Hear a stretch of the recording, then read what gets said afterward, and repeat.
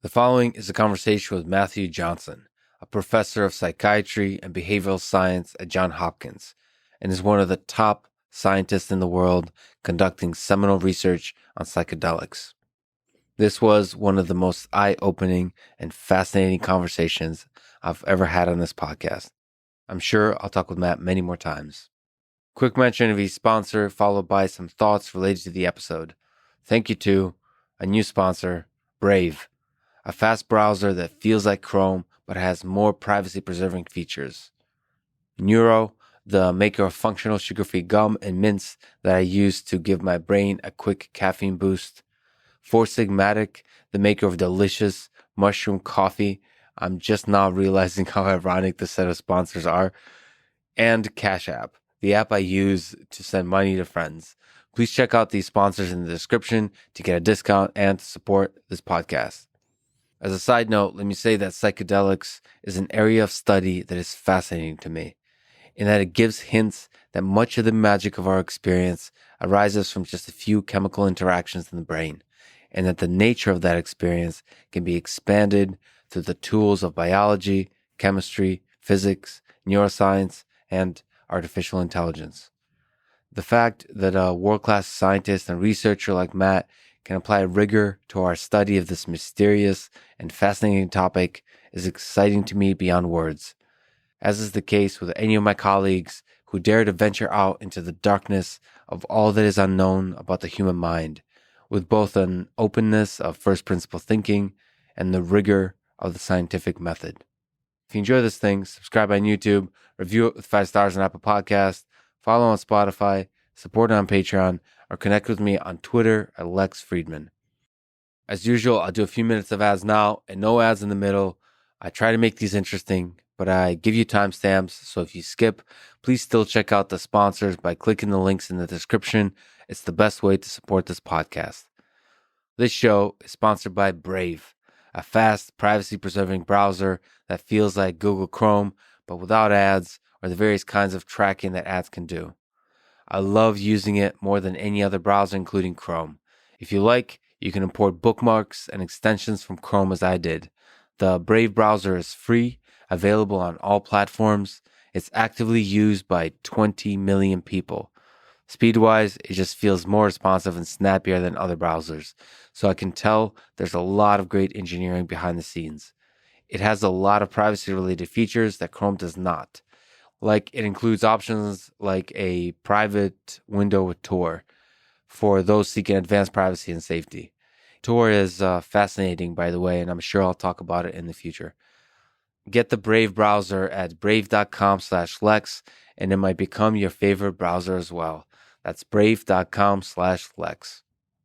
This show is also sponsored by Neuro, a company that makes functional gums and mints that supercharge your mind with a sugar-free blend of caffeine, L-theanine, and B6 and B12 vitamins. It's loved by Olympians and engineers alike. I personally love the mint gum. It helps me focus during times when I can use a boost. My favorite 2 use cases are before a long run and also in the morning at the start of a deep work session. For me, it's really important to get the first 10 to 20 minutes off to a great start. That's when the desire to think about and check on the stresses of the previous day is strongest, but that's when it's most important to calm the mind and focus on the task at hand. Anyway, 2 pieces of Neuro gum has 1 cup of coffee worth of caffeine. Neuro is offering 15% off when you use code LEX at checkout, so go to getneuro.com and use code LEX. That's getneuro.com and use code LEX. This show is also sponsored by Sigmatic, the maker of delicious mushroom coffee and plant-based protein. I enjoy both. The coffee has lion's mane mushroom for productivity and chaga mushroom for immune support. The plant-based protein has immune support as well and tastes delicious. Supporting your immune system is one of the best things you can do to stay healthy in this difficult time for the human species. They have a big holiday sale just for you. Not only does Sigmatic always have 100% money back guarantee, but right now you can try their amazing product for up to 50% off. On top of the up to 50% off, we've worked out an exclusive additional 10% off all sale products. But this is just for listeners of this podcast. If you go to foursigmatic.com/Lex, that's foursigmatic.com/Lex. This show is also presented by Cash App, the number one finance app in the App Store. When you get it, use code LEX Podcast. Cash App lets you send money to friends, buy Bitcoin, and invest in the stock market with as little as $1. I'm thinking of doing more conversations with folks who work in and around the cryptocurrency space. Similar to artificial intelligence, there are a lot of charlatans in this space, but there's also a lot of free thinkers and technical geniuses that are worth exploring ideas with in depth and with care. In general, if I make mistakes in guest selection and details in conversation, I'll keep trying to improve, correct where I can, and also keep following my curiosity wherever it takes me. So again, if you get Cash App from the App Store or Google Play and use the code LEX Podcast, you get $10, and Cash App will also donate $10 to FIRST, an organization that is helping to advance robotics and STEM education for young people around the world. And now, here's my conversation with Matthew Johnson.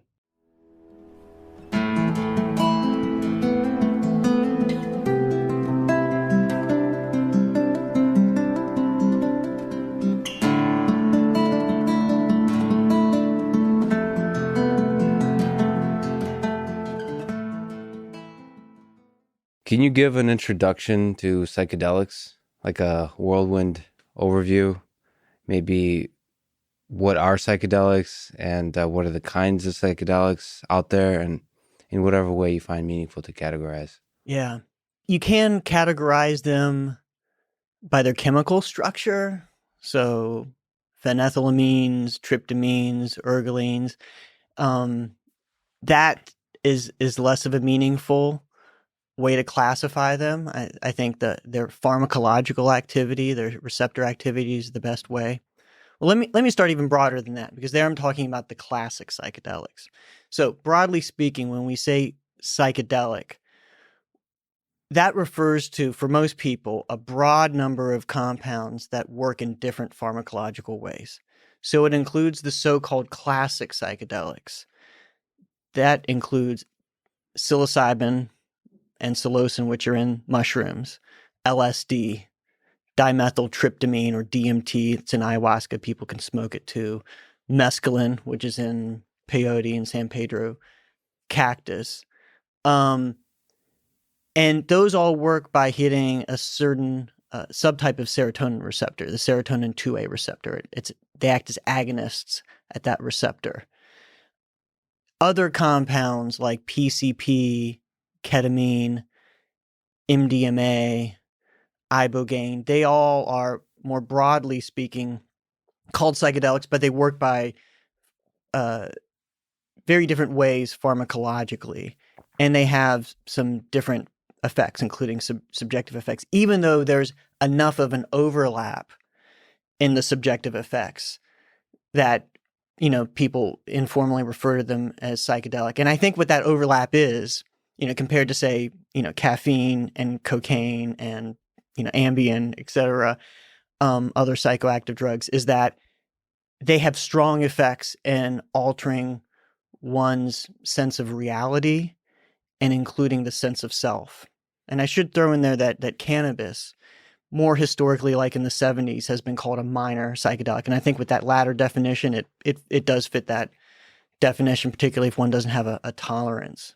So you mentioned serotonin, so most of the effect comes from something around like the chemistry around neurotransmitters and so on.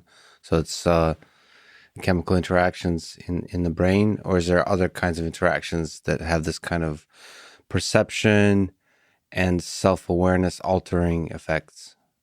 Well, as far as we know, all of the psychedelics of all the different classes we've talked about, their major activity is caused by receptor level events. So either acting at the post-receptor side of the synapse. So in other words, neurotransmission operates by, one neuron releasing neurotransmitter into a synapse, a gap between the two neurons, and then the other neuron receives. It has receptors that receives, and then there can be an activation caused by that. So it's like a pitcher and a catcher. Yep. So all of the major psychedelics work by either acting as a pitcher, mimicking a pitcher or a catcher. So for example, the classic psychedelics, they fit into the same catcher's mitt on the postsynaptic receptor side as serotonin itself.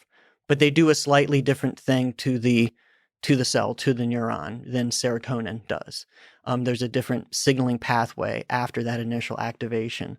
Something like MDMA works at the presynaptic side, the pitcher side, and basically it floods the synapse or the gap between the cells with a bunch of serotonin, the natural neurotransmitter. So it's like the pitcher in a baseball game all of a sudden just starts throwing balls like every second.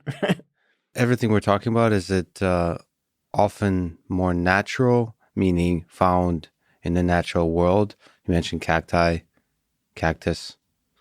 Or is it chemically manufactured, like artificially in the lab? So the classic psychedelics, there's... what are the classics? So yeah. Using terminology that's not chemical terminology, not like the terminology you see in titles of papers, academic papers, but more sort of common parlance. Right. It would be good to kind of define their effects, like how they're different.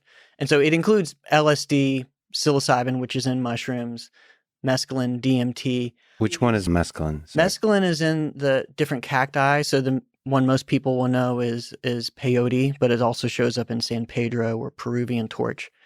And all of these classic psychedelics, they have, at the right dose, and typically they have very strong effects on one's sense of reality and one's sense of self.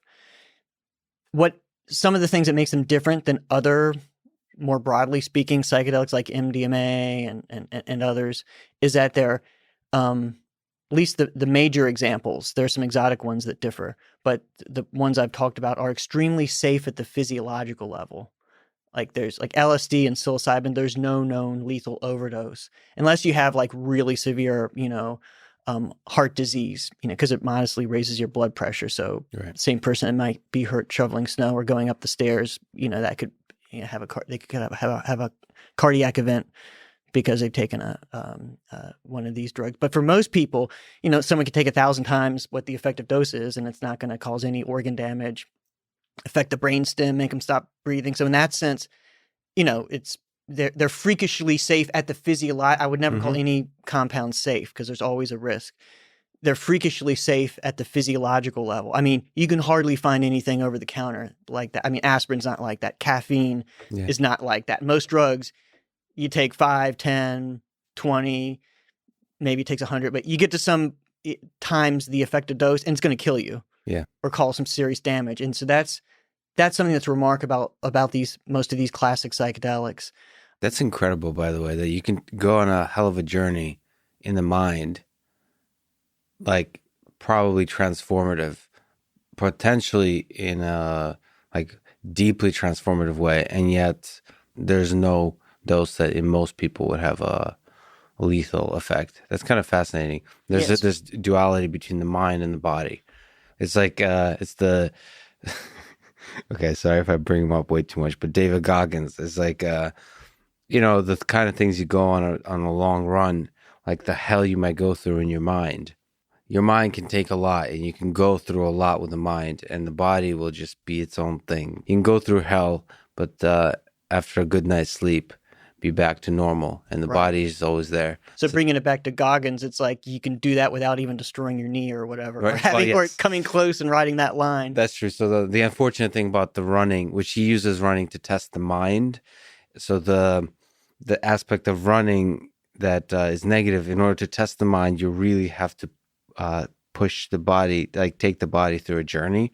I wish there was another way of doing that in the physical exercise space. I think there are exercises that are easier on the body than others, but running sure is a hell of an effective way to do it. And one of the ways that where it differs is that unlike exercise, you're essentially, most exercise required to really get to those intense levels. you really need to be persistent about it. Right. I mean, it'll be intense if you're really out of shape, just, jogging for 5 minutes. But to really get to those intense levels, you need to, have the dedication. And so some of the other ways of altering subjective effects or states of consciousness take that type of dedication. Psychedelics, though, I mean, someone takes the right dose, I mean, they're strapped into the roller coaster. And something interesting is going to happen. And I really like what you said about that distinction between the mind, or the contrast between the mind effects and the body effects, because I think of this. I do research with all the drugs, caffeine, alcohol, methamphetamine, cocaine, alcohol, legal, illegal. Most of these drugs, thinking about, say, cocaine and methamphetamine, you can't give to a regular user, you can't safely give a dose where the regular cocaine user is going to say, oh man, that's the strongest Coke I've ever had, because, you get it past the ethics committee and you need approval. And I wouldn't want to give someone something that's dangerous. So Yes. to go to those levels where they would say that, you would have to give something that's physiologically riskier. Yeah. Psilocybin or LSD, you can give a dose at the physiological level that is very good chance it's going to be the most intense psychological experience of that person's life. Yeah, that's and amazing. Have zero chance for most people, if you screen them, of killing them. The big risk is behavioral toxicity, which is a fancy way of saying doing something stupid. I mean, you're really intoxicated, like if you wander into traffic or you fall from a height, just like plenty of people do on high doses of alcohol. And the other kind of unique thing about classic psychedelics is that they're not addictive, which is pretty much unheard of when it comes to so-called drugs of abuse, or drugs that people, at least at some frequency, choose to take. Most of what we think of as drugs, even caffeine, alcohol, cocaine, cannabis, most of these you can get into alcohol, you can get into a daily use pattern. And that's just so unheard of with psychedelics. Most people have taken these things on a daily basis. It's more like they're building up the courage to do it, and then they build up a tolerance, or they're in college and they do it on a dare. Can you take acid 7 days in a row, and that type of thing, rather than a self-control issue where you have and say, oh God, I got to stop taking this. I got to stop drinking every night. I got to cut down on the Coke, whatever. So that's the classic psychedelics. What are the, what's a good term? Modern psychedelics, or more maybe psychedelics that are created in the lab? What else is there? Right. So MDMA is the big one. And I should say that with the classic psychedelics, that LSD is sort of, you can call it a semi-synthetic, because there's natural, from both ergot and in certain seeds. Morning glory seeds is one example. There are some very close chemical relatives of LSD. So LSD is close to what occurs in nature, but not quite. But then when we get into the other non-classic psychedelics, probably the most prominent one is MDMA. People call it ecstasy. People call it Molly. And it is it differs from classic psychedelics in a number of ways. It can be addictive, but not so. It's like you can have cocaine on this end of the continuum, and classic psychedelics here. Continuum of addiction. So it's certainly no cocaine. It's pretty rare for people to get into daily use patterns, but it's possible. And they can get into more like, using once a week pattern where they can find it hard to stop. But it's somewhere in between, mostly towards the classic psychedelic side in terms of like relatively little addiction potential. But it's also more physiologically dangerous. I think that certainly the therapeutic use, it's showing really promising effects for treating PTSD. And the models that are used, I think those are extremely acceptable when it comes to the risk-benefit ratio that you see all throughout medicine. But nonetheless, that we do know that at a certain dose and a certain frequency, that MDMA can cause long-term damage to the serotonin system in the brain. So it doesn't have that level of kind of freakish bodily safety that that the classic psychedelics do. And it has more of a heart load, a cardiovascular. I don't mean kind of emotion. I mean, in this sense, although it is very emotional, and that's something unique about its subjective effects, but it's more of a pressor. And the terminology used instead of like a freakish capacities, allowing you from a researcher perspective, but a personal perspective too, of taking a journey with some of these psychedelics that is the heroic dose, as they say. So like these are tools that allow you to take a serious mental journey, whatever that is. That's what you mean. And with MDMA, there's a little bit, it starts entering this territory where you got to be careful about the risks to the body potentially. So yes, that in the sense that you can't kind of push the dose up as high as you safely as one can if they're in the right setting, like in our research, as they can with the classic psychedelics. But probably more importantly, just the nature of the effects with MDMA aren't the full on psychedelic. Got it. It's not the full journey, So it's sort of a psychedelic with rose-colored glasses on. A psychedelic that's it's been called more of a heart trip than a head trip. The nature of reality doesn't unravel as frequently as it does with classic psychedelics. But you're able to more directly sense your environment. So your perception system still works. It's not completely detached from reality with MDMA. That's true, relatively speaking. That said, at most doses of classic psychedelics, you still have a tether to reality. Right. Changes a little bit when you're talking about smoking DMT or smoking 5-methoxy-DMT, which are some interesting examples we could talk more about. But with MDMA, it's for example, it's very rare to have a what's called an ego loss experience, or a sense of transcendental unity, where one really seemingly loses the psychological construct of the self, but MDMA, it's very common for people to have this, they still are perceiving themselves as a self, but it's common for them to have this warmth, this empathy for humanity and for their friends and loved ones. So and you see those effects under the classic psychedelics, but that's a subset of what the classic psychedelics do. So I see MDMA in terms of its subjective effects is, if you think about Venn diagrams, it's sort of MDMA is all within the classic psychedelics. So everything that you see on a particular MDMA session, sometimes a psilocybin session looks just like that. But then sometimes it's completely different with psilocybin. It's a little more narrowed in terms of the variability with MDMA. Is there something general to say about what the psychedelics do to the human mind? You mentioned kind of an ego loss experience. In the space of Venn diagrams, if we were to draw a big circle, what can we say about that big circle? In terms of people's report of subjective experience, probably one of the most general things we can say is that it expands that range. So many people come out of these sessions saying that they didn't know it was possible to have an experience like that. So there's an emphasis on the subjective experience. That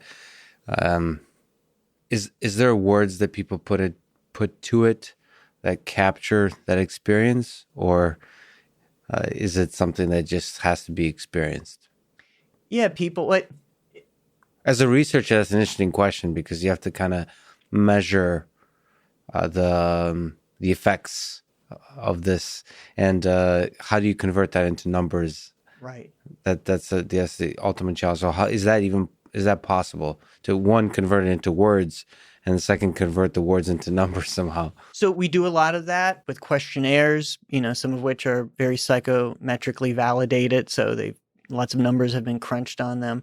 There's always a limitation with questionnaires. I mean, subjective effects are subjective effects. Ultimately, it's what the person is reporting, and that doesn't necessarily point towards a ground truth. Right. So for example, if someone says that they felt like they touched another dimension, or they felt like they sensed the reality of God, or if they, just you name it, people's ontological views can sometimes shift. I think that's more about where they're coming from, and I don't think it's the quintessential way in which they work. There's plenty of people that hold on to a completely naturalistic viewpoint and and have profound and helpful experiences with these compounds. But the subjective effects can be so broad that for some people it shifts their philosophical viewpoint more towards idealism, more towards, thinking of that the nature of reality might be more about consciousness than about material. That's a domain I'm very interested in. Right now, we have essentially zero to say about that in terms of validating those types of claims, but it's even interesting just to see what people say along those lines. So you're interested in saying, like, can we more rigorously study this process of expansion? Like, what do we mean by this expansion of your sense of what is possible in the experiences in this world? Right, as much as what we can say about that through naturalistic psychology. Right. Especially as much as we can root it to solid psychological constructs and solid neuroscientific constructs. And I wonder what the impact is of the language that you bring to the table. So you mentioned about God, or speaking of God, a lot of people are really into sort of theoretical physics these days at a very surface level. And you can bring the language of physics, right? You can talk about quantum mechanics. You can talk about general relativity and curvature of space-time, and using just that language without a deep technical understanding of it to somehow start thinking, like, sort of visualizing atoms in your head, and somehow through that process, because you have the language, using that language to kind of dissolve the ego, like realize like that we're just all little bits of physical objects that behave in mysterious ways. And so that has to do with the language. Like if you read a Sean Carroll book or something recently, it seems like it has a huge influence on the way you might perceive the world, and might experience the alteration that psychedelics brings to your perception system. So I wonder, like, the language you bring to the table, how that affects the journey you go on with the psychedelics. I think very much so. And I think I'm a little concerned some of the science is going a little too far in the direction of around the edges, speaking about it changing beliefs in this sense or that sense about particular domains. And I think what a lot of what's going on is what you just discussed. It's the priors coming into it. So if you've been reading a lot of, physics, then you might, bring up, space-time and interpret the experience in that sense. I mean, it's not uncommon for people come out talking about visions of it's not the most typical thing, but it's come up in sessions I've guided, the Big Bang, and this sort of nature of reality. I think probably the best way to think about these experiences is that, and the best evidence, even though we're in our infancy and understanding it, they really tap into more general psychological mechanisms. I think one of the best arguments is they reduce the influence of our priors, mm-hmm. of what we bring into all of the assumptions that we're essentially, especially as adults, we're riding on top of heuristic after heuristic to get through life. And you need to do that. And that's a good thing. And that's extremely efficient. And evolution has shaped that. But that comes at an expense. And it seems that these experiences will allow someone greater mental flexibility and openness. And so one can be both less influenced by their prior assumptions, but still nonetheless, the nature of the experience can be influenced by what they've been exposed to in the world. And sometimes they can get it in a deeper way. Like maybe they've read, I had a philosophy professor one time as a participant in a high-dose psilocybin study. And he's like, I remember him saying, my God, it's like Hegel's opposites defining each other. Like, I get it. I've taught this thing for years and years and years. Like, I get it now. And so like that, and even at the psychological, emotional level, like the cancer patients we worked with, they told themselves a million times, or the people trying to quit smoking, I need to quit smoking. Oh, I'm ruining my life with this cancer. I'm still healthy. I should be getting out. I'm letting this thing defeat me. It's like, yeah, you told yourself that in your head, but sometimes they had these experiences and they kind of feel it in their heart. Like they really get it. So in some sense that you bring some prize to the table, but psychedelics allow you to acknowledge them and then throw them away. So like one popular terminology around this in the engineering space is first principles thinking that Elon Musk, for example, espouses a lot. Let me ask a fun question before we return to a more serious discussion. With Elon Musk as an example, but it could be just engineers in general, do you think there's a use for psychedelics to take a journey of rigorous first principles thinking? So like throwing away, we're not talking about throwing away assumptions about the nature of reality in terms of like our philosophy of the way we live day-to-day life, but we're talking about like how to build a better rocket, or how to build a better car, or how to build a better social network, or all those kinds of things, engineering questions. I absolutely think there's huge potential there.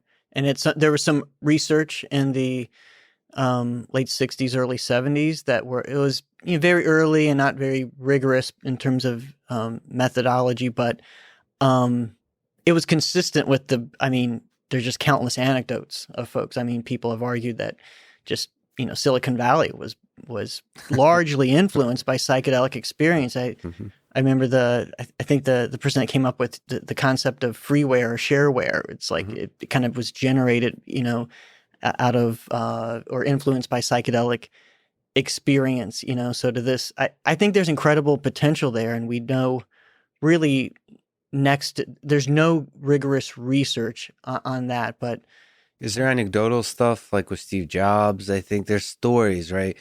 In your exploration of it, is there something a little bit more than just stories? Is there like a little bit more of a solid data points, even if they're just experiential, like anecdotes? Is there something that you draw inspiration from, like in your intuition? Because we'll talk about you're trying to construct studies that are more rigorous around these questions. But is there something you draw inspiration from the past, from the 80s and the 90s and Silicon Valley, that kind of space? Or is it just like you have a sense based on everything you've learned and these kind of loose stories that there's something worth digging at? I am influenced by the just incredible number of anecdotes surrounding these. I mean, Kerry Mullis, he invented PCR. I mean, absolutely revolutionized biological sciences. He says he wouldn't have won the Nobel Prize from it. Said he wouldn't have come up with that had he not had psychedelic experiences. Now he's an interesting character. People should read his autobiography because you could point to other things he was into. But I think that speaks to the casting your nets wide and this mental flex, more of these general mechanisms where sometimes if you cast your nets really wide, and it's going to depend on the person and their influences, but sometimes you come up with false positives. You connect the dots where maybe you shouldn't have connected those dots, but I think that can be constrained and so much of our, not only our personal psychological suffering, but our limitations, academically and in terms of technology, are because of these self-imposed limitations and heuristics, these entrenched ways of thinking, those examples throughout the history of science where someone has come up with Kuhn's paradigm shifts. It's like, here's something completely different. Yeah. This doesn't make sense by any of the previous models. And like, we need more of those. And then you need the right balance between that, because so many of the, novel, crazy ideas are just bunk. And you need, that's what science is about, separating them from the valid paradigm shifting ideas. But we need more paradigm shifting ideas, like in a big way. And I think you could argue that because of the structure of academia and science in modern times, it heavily biases against those. Right. There's all kinds of mechanisms in our human nature that resist paradigm shift quite sort of obviously. Psychedelics, there could be a lot of other tools, but it seems like psychedelics could be one set of tools that encourage paradigm shifting thinking. So like the first principles kind of thinking. So it's a kind of, you're at the forefront of research here. There's just kind of anecdotal stories. There's early studies. There's a sense that we don't understand very much, but there's a lot of depth here.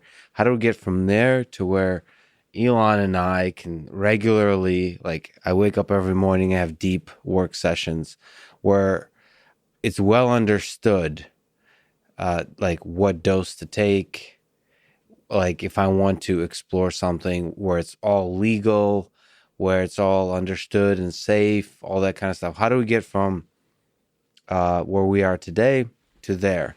Not speaking in terms of legality in the sense like policy making, all that like laws and stuff, meaning like how do we scientifically understand this stuff well enough to get to a place where I can just take it safely in order to expand my thinking, like this kind of first principles thinking, which I'm in my personal life currently doing. Like, how do I revolutionize particular several things? Like, it seems like the only tools I have right now is but my mind doing the first principles, like, wait, okay, why has this been done this way? Can we do it completely differently?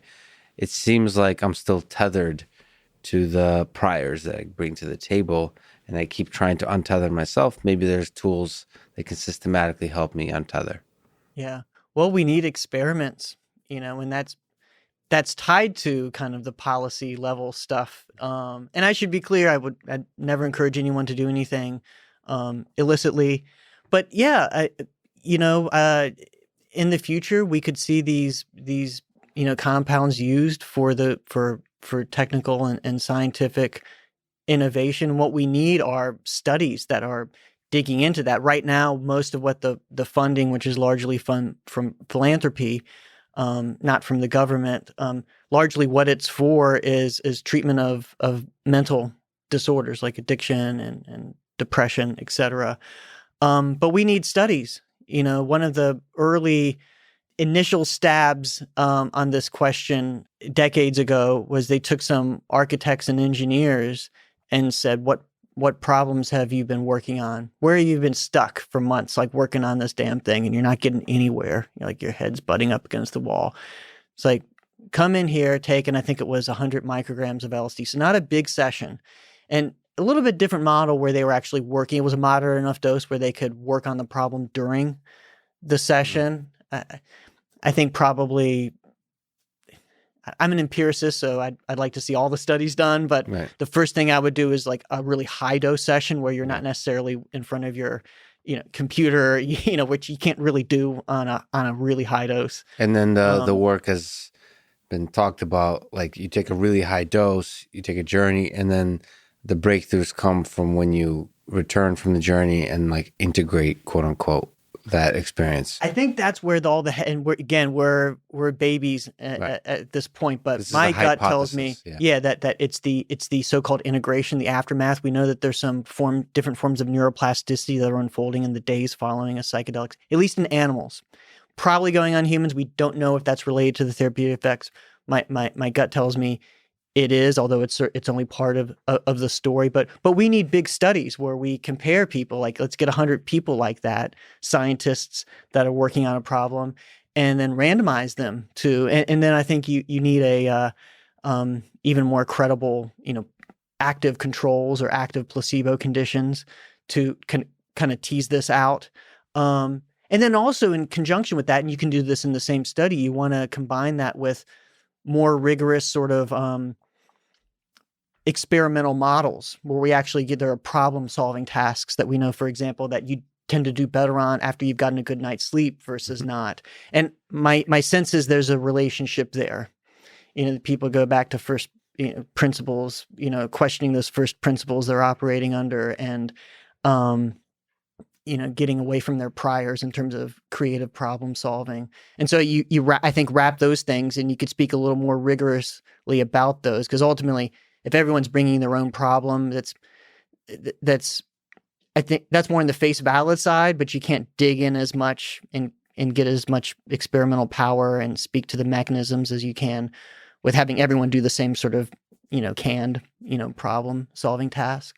So we've been speaking about psychedelics generally. Is there one you find from the scientific perspective or maybe even philosophical perspective most fascinating to study?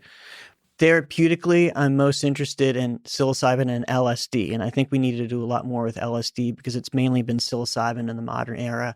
I've recently gotten a grant from the Hefter Research Institute to do an LSD study, so I haven't started it yet, but I'm going through the paperwork and everything. And Therapeutic meaning there's some issue and you're trying to treat that issue. Right.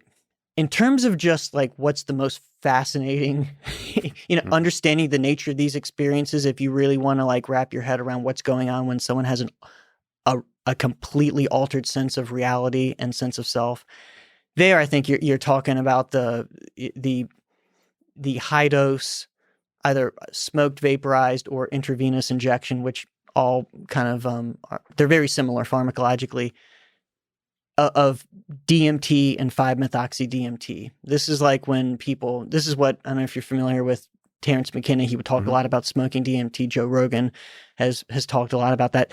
People will say that, and there's a close relative called 5-methoxy-DMT. Most people who know the terrain will say that's an order of magnitude or orders of magnitude beyond. I mean, anything one could get from even a high dose of psilocybin or LSD. I think it's a question about whether, how therapeutic. I think there is a therapeutic potential there, but it's probably not as sure of a bet because one goes so far out. It's almost like they're not contemplating their relationship and their direction in life. They are like, reality is ripping apart at the seams, and the very nature of the self and of the sense of reality. And the amazing thing about these compounds, and same to a lesser degree with with oral psilocybin and LSD, is that unlike some other drugs that really throw you far out there, anesthetics and even alcohol, like it as reality starts to become different at higher and higher doses, there's this numbing, there's this sort of there's this ability for the sense of being the center, having a conscious experience that's memorable, that is maintained throughout these classic psychedelic experiences. Like one can go so far out while still being aware of the experience and remembering the experience. Interesting. So being able to carry something back. Right. Can you dig in a little deeper? Like, what is DMT? How long is the trip usually? Like, how much do we understand about it? Is there something interesting to say about just the nature of the experience and what we understand about it? One of the common methods for people to use it is to smoke it or vaporize it, and it usually takes. And this is a pretty good kind of description of what it might feel like on the ground. The caveat is it's a completely insufficient description, and someone's going to be listening who has done this. It's like nothing you could say is going to come close. Yeah. But it'll take about 3 big hits, inhalations, in order to have what people call a breakthrough dose. And there's no great definition of that, but basically meaning moving away from, not just having the typical psilocybin or LSD experience where like things are radically different, but you're still basically a person in this reality, to going somewhere else. And so that'll typically take like 3 hits. And this stuff comes on like a freight train. So one takes a hit, and around the time of the first exhalation, so we're talking about a few seconds in, or maybe just, sometime between the first and the second hit, like it'll start to come on. And they're already up to, let's say, what they might get from a 30 milligram or 300 microgram LSD trip, a big trip. They're already there when at the second hit, but their consciousness is geared. This is like acceleration, not speed, to speak of physics. Okay. Yes. It's like those receptors are getting filled like that, and they're going from 0 to 60 in like, Tesla time. Yeah. And at the second hit, again, they're at this, maybe the strongest psychedelic experience they've ever had. And then if they can take that third hit, and some people can't, they're they're propelled into this other reality, and the nature of that other reality it will differ depending on who you ask. But folks will often talk about, and we've done some survey research on this, entities of different types. Elves tend to pop up. Yeah. The caveat is I strongly presume all of this is culturally influenced, Yes. but thinking more about the psychology and the neuroscience, there is probably something fundamental, like for someone that might be colored as elves, others it might be colored as, I don't know, Terrence McKenna called them self-dribbling basketballs. For someone else, it might be little animals, or someone else, it might be aliens. I think that probably is dependent on who they are and what they've been exposed to. But just the fact that one has this sense that they're surrounded by autonomous entities. Right. Intelligent autonomous entities. Right. And people come back with stories that are just astonishing. Like there's communication between these entities, and often they're telling them things that the person says are self-validating, but it seems like it's impossible.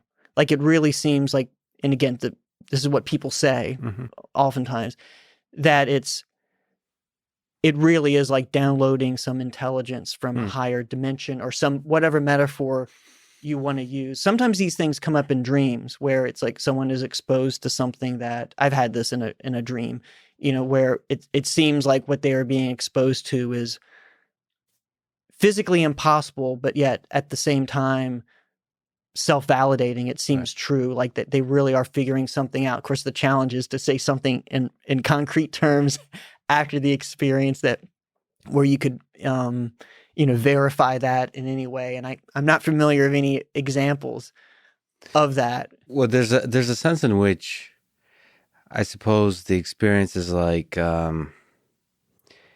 you're a limited cognitive creature that knows very little about the world, and here's a chance to communicate with much wiser entities that, in a way that you can't possibly understand, are trying to give you hints of deeper truths. Right? And so there's that kind of sense that you can take something back, but you can't, where our cognition is not capable to fully grasp the truth. We'll just get a kind of sense of it, and somehow that process is mind expanding, that there's a greater truth out there. Right. That seems like what, from the people I've heard talk about, that seems to be what it is. And that's so fascinating that there's fundamentally to this whole thing is a communication between an entity that is other than yourself, entities.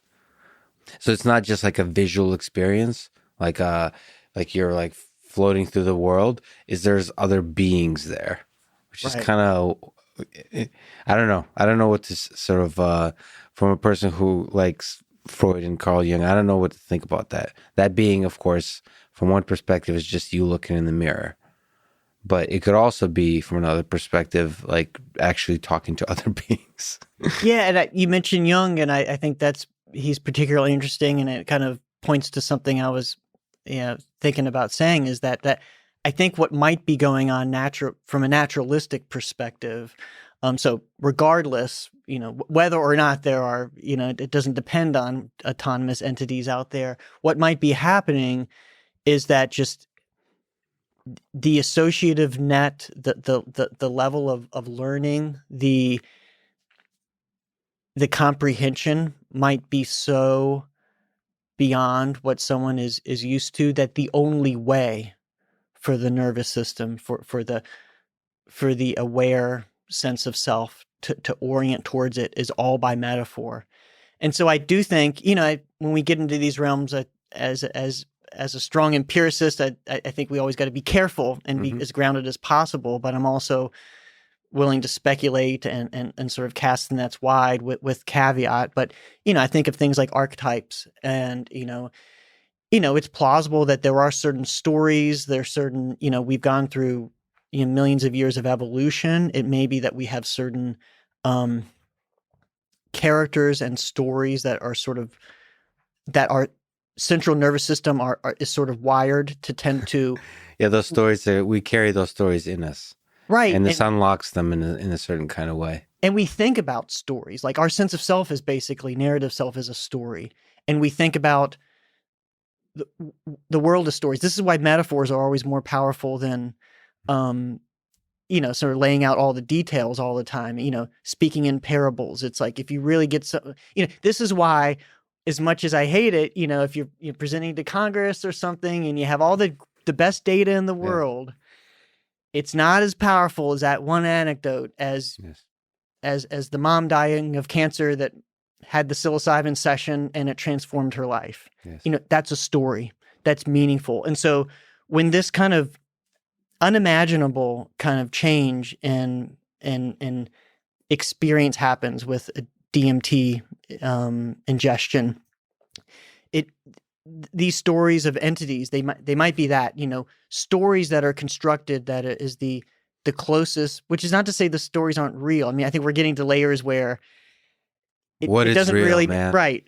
Yeah. Yeah. Yeah. But it's the closest we can come to making sense out of it. Because I do what we do know about these psychedelics, one of the levels beyond the receptor is that the brain is communicating it with itself in a massively different way. There's massive communication with areas that don't normally communicate.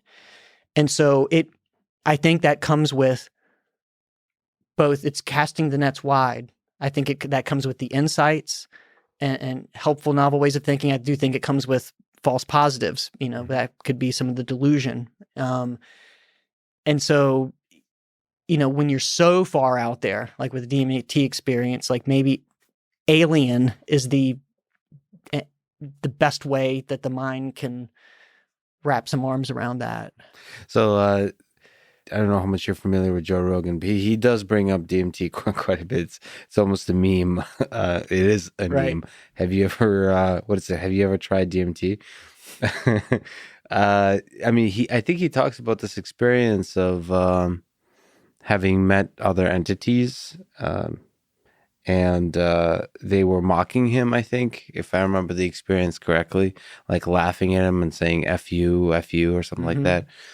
I may be misremembering this, but there's a general mockery, and what he learned from that experience is that he shouldn't take himself too seriously. So it's the dissolution of the ego and so on. Like, what do you think about that experience, and maybe if you have more general things about Joe's infatuation with DMT, and if DMT has that important role to play in popular culture in general?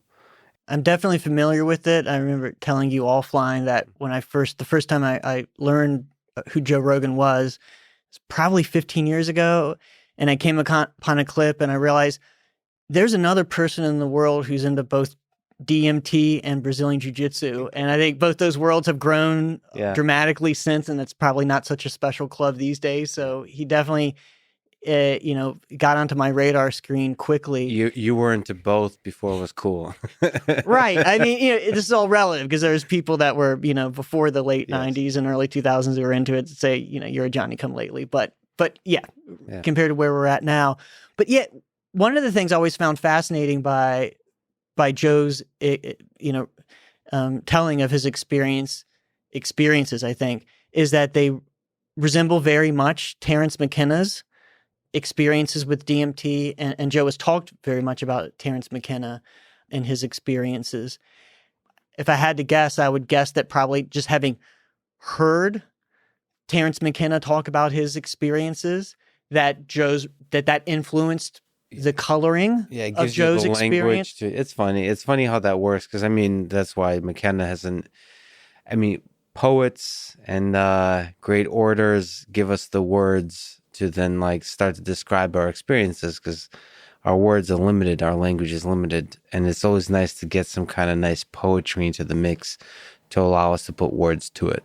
Right, and but I also see some elements that seem to relate to Joe's psychology. Again, just from what I've seen of him, from hours of watching him on his podcast, is that he's a self-critical guy. Yes. And I think with always his positive bent, I'm always struck being a behavioral pharmacologist, and no one else really says it about cannabis. I'll get back to the DMT thing about he likes the kind of the paranoid side of things. He's like, that's you radically examining yourself. Yeah. It's like, that's not just a bad thing. That's you need to like look hard at yourself. Yeah. And something's making you uncomfortable, like dig into that. And like, it's sort of along the lines of Goggins with exercise. And it's like, like learning experiences aren't supposed to be easy. Yeah. Like take advantage of these uncomfortable experience. It's why we call in our research in a safe context with psychedelics, they're not bad trips, they're challenging experiences. Nice. Yes. So it's fascinating. Just as a tiny tangent,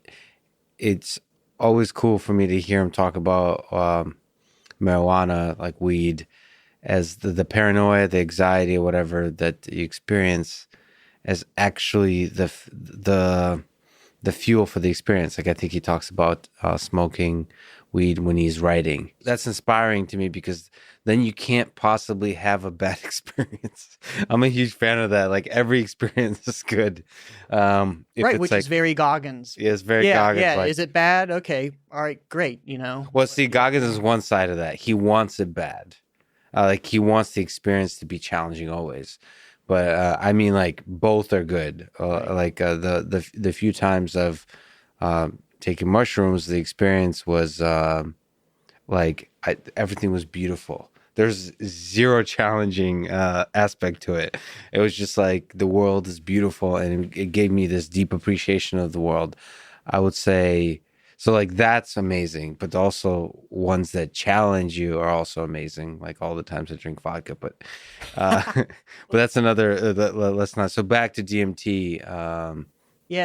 Joe's treating cannabis as a psychedelic, which is something that I'd say like not a lot of people treat it more like Xanax, or like beer, or vodka. But he's really trying to delve into those the minor. It's been called a minor psychedelic. So with DMT, as you brought up, it's like the entity's mocking him, and it's like you're not. I mean, this reminds me of him. Him describing his writing his or just his entire method of comedy. It's like watch the tape of yourself. Mm-hmm. Don't just ignore it. Like that's where I screwed up. That's where I need to do better. This like sort of radical self-examination, which I think our society is kind of getting away from because like, all the children win trophies type of thing. It's like, no, don't go overboard, but like recognize when you've messed up. Yes. And so like that's a big part of the psychedelic experience. Like people come out sometimes saying, my God, I need to say sorry to my mom. Yeah. Like it's so obvious, like, or whatever, interpersonal issue, or like, my God, I'm not pulling enough weight around the house and helping my wife. And, these things that are just obvious to them, the self-criticism that can be a very positive thing if you act on it. You've mentioned addiction. Maybe we could take a little bit detour into a darker aspect of things, or not even darker. It's just an important aspect of things. What's the nature of addiction? You've mentioned some things within the big umbrella of psychedelics, maybe usually not addictive, but maybe MDMA, I think you said, might have some addictive properties. But the point is stuff outside of the psychedelics umbrella can often be highly addictive. So you've studied addiction from several angles, one of which is behavioral economics. What have you understood about addiction? What is addiction from the biological, physiological level to the psychological, to whatever is the interesting way to talk about addiction? Yeah, and the lenses that I view addiction through very much are behavioral economic, but I also think they converge on, I think it's beautiful at the other end of the spectrum, sort of just a completely humanistic psychology perspective. And it converges on what people come out of 12-step meetings talking about. Can you say what is behavioral economics and what is humanistic psychology? What do you mean by that? And more importantly, behavioral economics lens. What is that? Yeah, so behavioral economics, my definition of it is the application of economic principles, mostly microeconomic principles. So understanding the behavior of individual agents surrounding commodities in the marketplace, applying microeconomic types of analyses to non-economic behavior. So basically, at one point, like psychologists figured out that there's this whole other discipline that's been studying behavior. It just happened to be all focused on monetary behavior, spending and saving money, etc. But it comes with all of these like principles that can be wildly and fruitfully applied to understanding behavior. So for example, I've studied things like demand curve analysis of drug consumption. So I look at, for example, the tobacco, cigarettes, and nicotine products through the lens of demand curves, and in other words, at different prices, if there's different work requirements for being able to smoke cigarettes, sort of modeling price. Within that price data, there is some indication of addiction, how much the habits that you form around these particular drugs. It's one important dimension. So I think a particularly important one there is elasticity or inelasticity, two ends of the spectrum. So that's the price sensitivity. So for example, you could have something that's pretty price inelastic, like gasoline. So the price of gas at times can keep going up, and Americans are just going to pretty much buy the same amount of gas. Or maybe, the price of gas doubles, but their consumption only decreases by 10%. So it's a sub-proportional reduction. So that's an inelastic. And that changes. Like you push the price up high enough. I mean, if it was $100 a gallon, it would eventually turn, the curve would turn and go downward more drastically, and it would be elastic. But you can apply that to someone who, a regular cigarette smoker, who is working for cigarette puffs, who's gone 6 hours without smoking, and you're asking questions like, how many times are they willing to pull this knob in the lab during this 3-hour session? I do a lot of work like this in order to earn a cigarette puff. How does the content of nicotine in that affect it? How does the availability of nicotine replacement products like nicotine gum or e-cigarettes affect those decisions? So it's a certain lens of, it's sort of a way to take the kind of the classic behavioral psychology definition of reinforcement, and which is just basically reward. How much is this a good thing? And it kind of breaks that apart into a multi-dimensional space.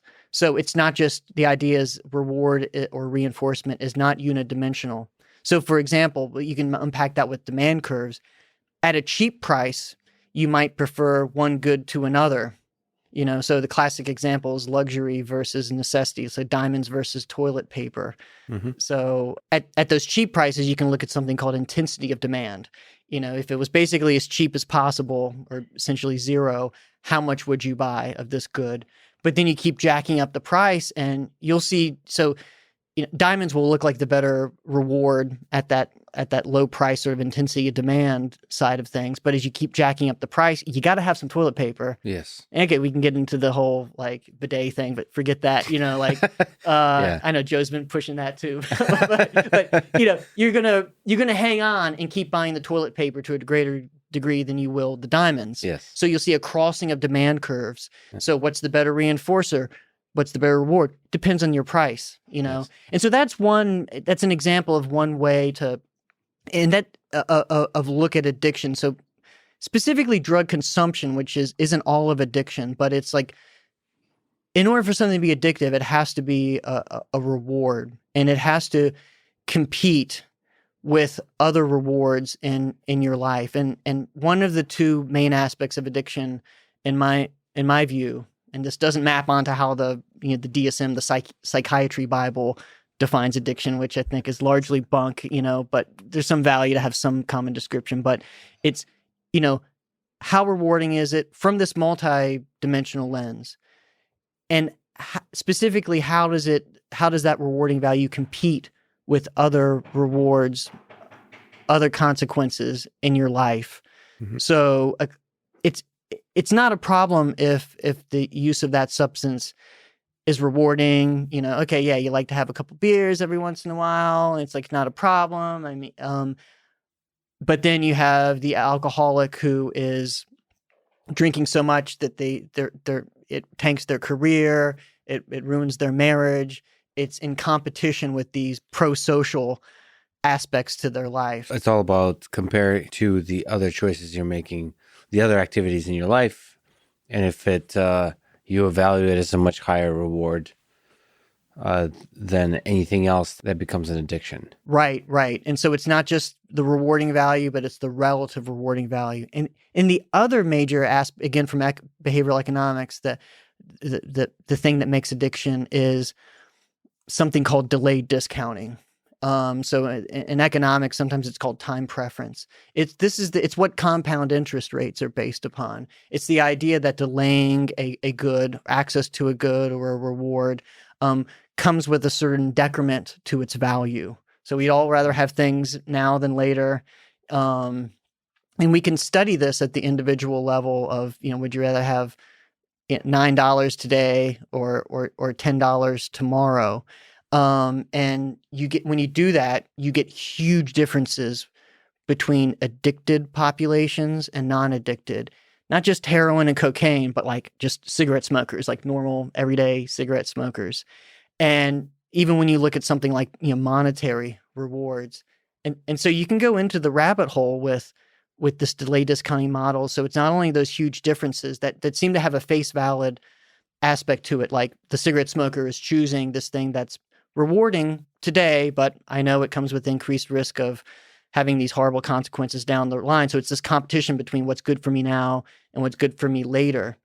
Mm-hmm. And the other aspect about delayed discounting is that if you quantitatively map out that discounting curve over time, so you don't just do the, how much, that $10 tomorrow, how much is it worth to you today? So you can say, what about 9? What about 8? What about $7? And you can titrate it to find that indifference point. And so we can say, aha, $6, $10 tomorrow is worth $6 to you today. So it's by the one day, it's decreased by 40%.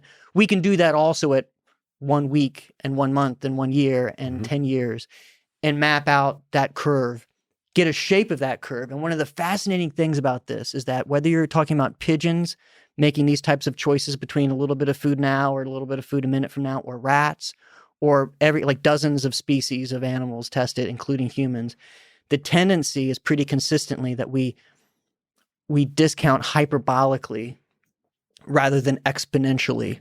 And what exponentially means is that every unit of time is associated with the same proportional reduction. Every unit of delay is associated with causes the same proportional reduction in value. Mm-hmm. And that's the way the compound interest rate, works, that there's, compound every day, you get this sort of out of whatever value's in there at the beginning of that day, you get this, we'll give you this amount of extra money to compensate you for that delay. Mm-hmm. But then the way that all animals tend to function is of this very different way, where the reductions, that initial delay, so like 1 day's worth of delay, you see a much stronger discounting rate or reduction in value than you do over those. So you see the super proportional, then it changes to these lesser rates. And so the implication of that, I know I've gone like really into the weeds quantitatively, but what that means is that there's these preference reversals. When you have curves of that nature, the decay that's hyperbolic, it maps onto this phenomenon we see both in terms of how people deal with future rewards, but also how perception works. When two things are far away, whether it's physical distance or whether in terms of perception or whether it's in terms of time, when you're really far away, the subjective value for that delayed reward is larger. So for example, like, let's say we're talking about 364 days from now, you can get $9, or 365 days a year. Now you get $10, and you're like, dude, it's a year, like no difference. Like why not get one more dollar? Yeah. You bring that same exact set of choices closer. Nothing's changed other than the time to both rewards. And it's like, would you rather have $9 today or $10 tomorrow? And plenty of people would say, just about the same, let's go ahead and take it today. Yeah. So you see this preference reversal. And so that's a model of addiction, in the sense that consistently with true addiction, I would argue, you see this this competition between molar and molecular utility. It's like intrapersonal, like within the person, competing agents.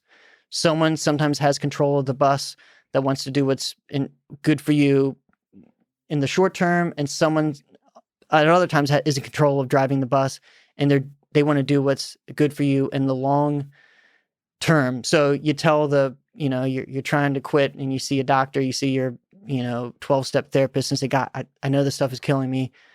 Like, I'm on the path. I'm done. And that's when you're kind of in their office or wherever you're not, it's not around you. And then later on that day, your buddy says that, hey man, I just scored. I got it right here. Do you want it? And that reward is right in front of you. That's like bringing those two choices right in front of you. And it's like, hell yeah, I want to use. Yes. And then you can go through that cycle for like years of the person telling themselves, I want to quit. But then at other times that same person is saying, I don't want to, functionally they're saying, I don't want to, because they're saying, give me some. So in the moment, it's very difficult to quit. And this isn't just something, this is something that has huge clinical ramifications with addiction, but it's like all humans do it. Yes. Anyone who's hit the snooze alarm in the morning, the night before, they realize, oh, I got to get up extra early tomorrow. That's what's ultimately better for me. So I'm going to set the alarm for, 5 a.m. Yes. And it goes off at 5 a.m., and then, so now those two consequences have come sooner, and it's like, what the hell? And they hit the snooze alarm. And sometimes not just once, but then 5 minutes later, and then 5 minutes later, and so, and it's why it's easier to exercise self-control at the grocery store compared to in your fridge. Like if that snack is like 30 seconds away in your fridge, you're going to more likely yield to temptation than if it is further away. So then to take a step back to something you brought up earlier, the inelasticity of pricing. Is it from a perspective of the dealers, whether we're talking about cigarettes or maybe venturing slightly into the illegal realm, of people who sell drugs illegally? They also have an economics to them, that they set prices and all those kinds of things. Does addiction allow you to mess with the nature of pricing? Like, so I kind of assume that you meant that there's a correlation between things you're addicted to and the inelasticity of the price. So you can jack up the price. Is there something interesting to be said both for legal drugs and illegal drugs about the kind of price games you can play because the consumers of the product are addicted? Right. I mean, I think you just described it. Yeah, you can jack up the price, and, some people are going to drop off, but the people, and it's not dichotomous because you could just consume less, but some people are going to consume less, and the people that are most addicted are going to keep, you see this, they're going to keep, purchasing. So you see this with cigarettes. And so it's interesting when you interface this with policy. Like, in one respect, heavily taxing cigarettes is a good thing. We know it keeps, adolescents are particularly price sensitive. So you definitely, people smoke less, and especially kids smoke less when you keep cigarette prices high and you tax the hell out of them. But one of the downsides you've got to balance and keep in mind is that you disproportionately have working class, poorer people. And then you get into a point where someone's spending, a quarter of their paycheck on cigarettes. So they're going to smoke no matter what. And basically, because they're addicted, they're going to smoke no matter what. And you're just, you're taxing their existence. Right. So you're making it worse for if they are completely inelastic, you're actually making that person's life worse. Yeah. Because we know that by interfering with the amount of money they have, you're interfering with the other pro-social, the potential competitors to smoking, and we know that when someone's in more impoverished environments and they have less sort of non-drug alternatives, the more likely they're going to stay addicted. So, Is there data, this is interesting, from a scientific perspective, of those same kind of games in illegal drugs? Sort of,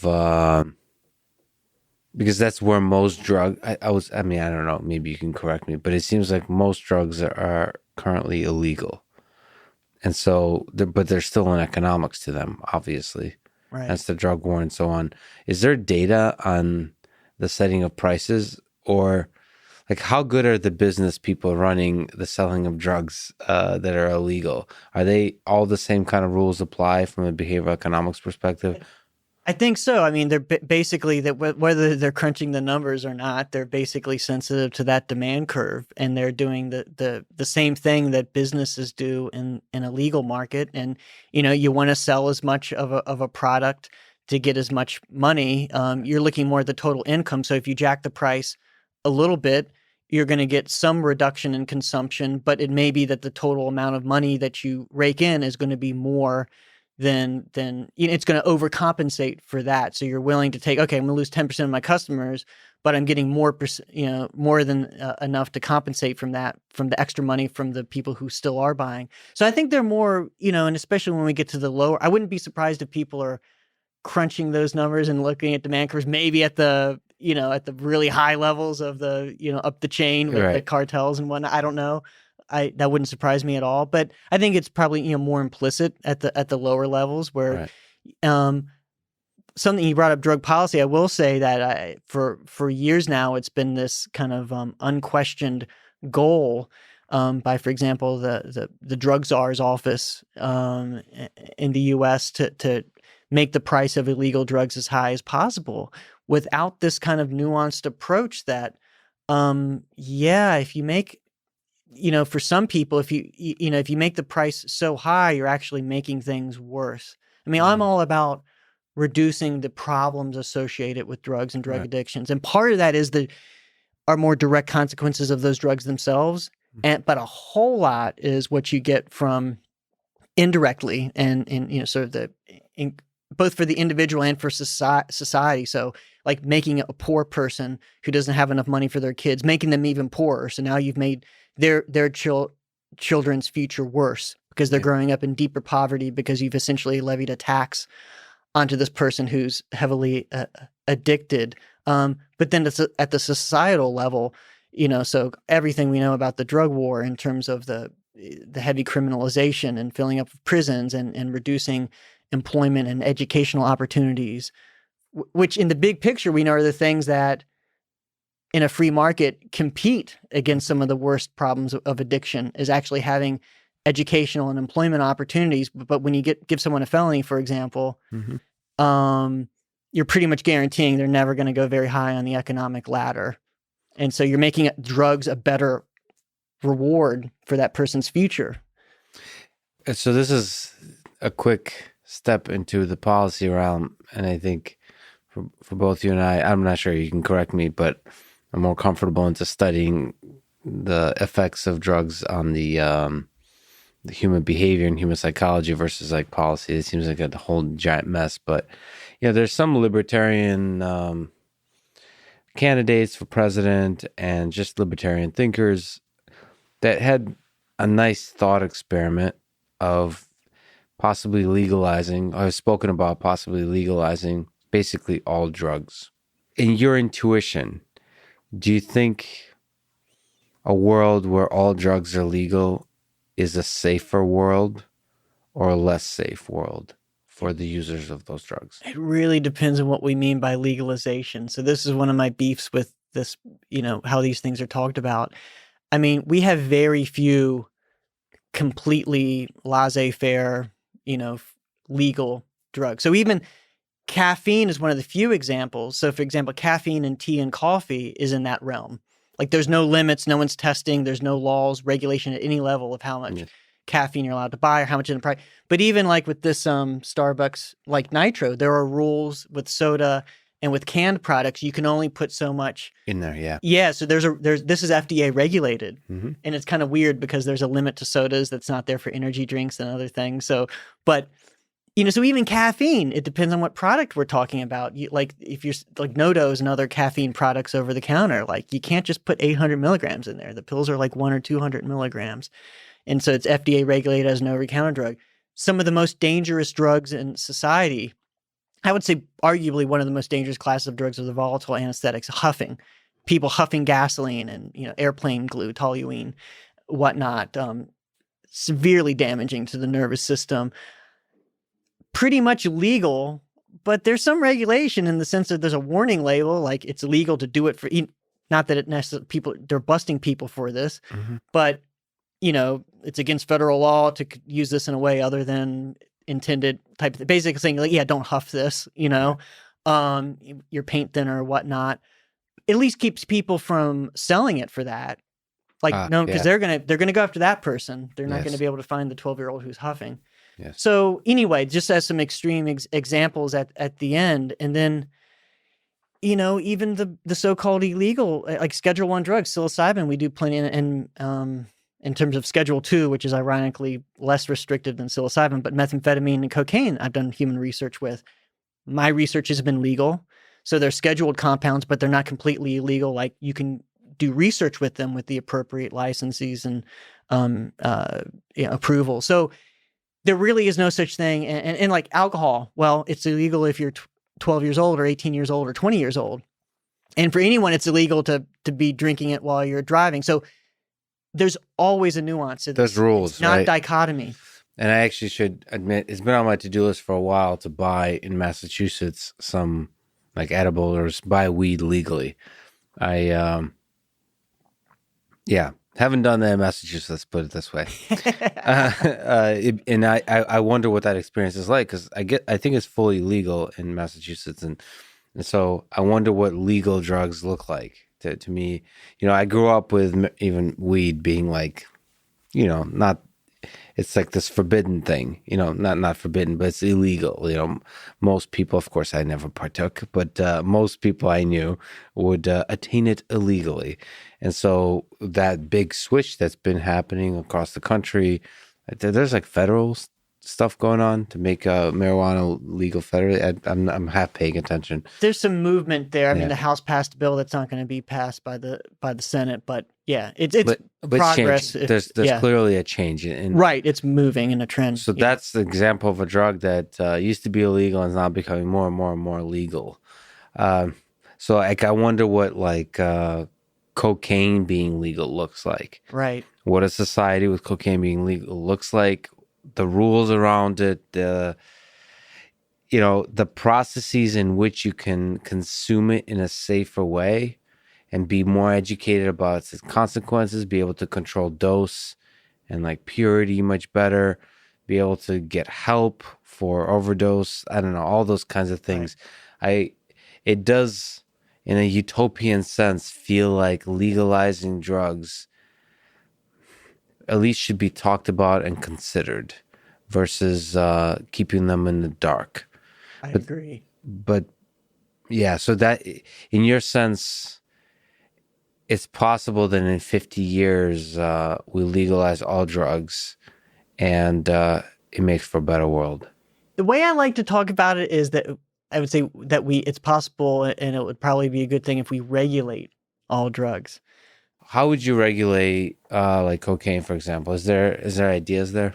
So yeah, and you were already, going, where I was going with that kind of. First, I described how there's always a nuance, and even like the cannabis in Massachusetts, federally illegal. So, for example, if I was like, and I have colleagues that do cannabis research where they get people high in the lab, like you're a federal funded researcher with NIH funds, you can't get that stuff from the dispensary because you're breaking a federal law. Even though the feds don't have the resources to go after, they don't want the controversy at this point to go after the individual users or even the sellers in those legal states. So there's always this nuance, but it's about the right regulation. So I think we already know enough that, for example, like I think safe injection sites for hard drugs makes a lot of sense. Like I wouldn't want heroin and cocaine at the convenience stores. And I don't think, maybe there's some extreme libertarians that want that. I think even the folks that identify as libertarians, probably most of them don't. Well, I don't know. Like not all of them want that, I think, that as a form of regulation, like, look, if you're using these hard drugs on a regular basis, you're putting yourself at risk for lethal overdose. You're putting yourself at risk for catching HIV and hepatitis. If you're going to do it, if you're doing it anyway, come to this place where at least you're not like, like pulling the water out of like, the puddle on the side of the street. Yeah, so it's done by professionals, and those professionals are able to educate you also. So like a 7-Eleven clerk may not be both capable of helping you to inject the drug properly, but also won't be equipped to educate you but the negative consequences, all those kinds of things. That's a huge part of it, the education. But then I think with the opioids, like the big part of it is just like with naloxone, which is an antagonist, it goes into the receptor. It's called Narcan. That's the trade name, but it's what they revive people on an opioid overdose. That's almost completely effective. Like if there's a medical professional there and someone's ODing on an opioid, they're virtually guaranteed to live.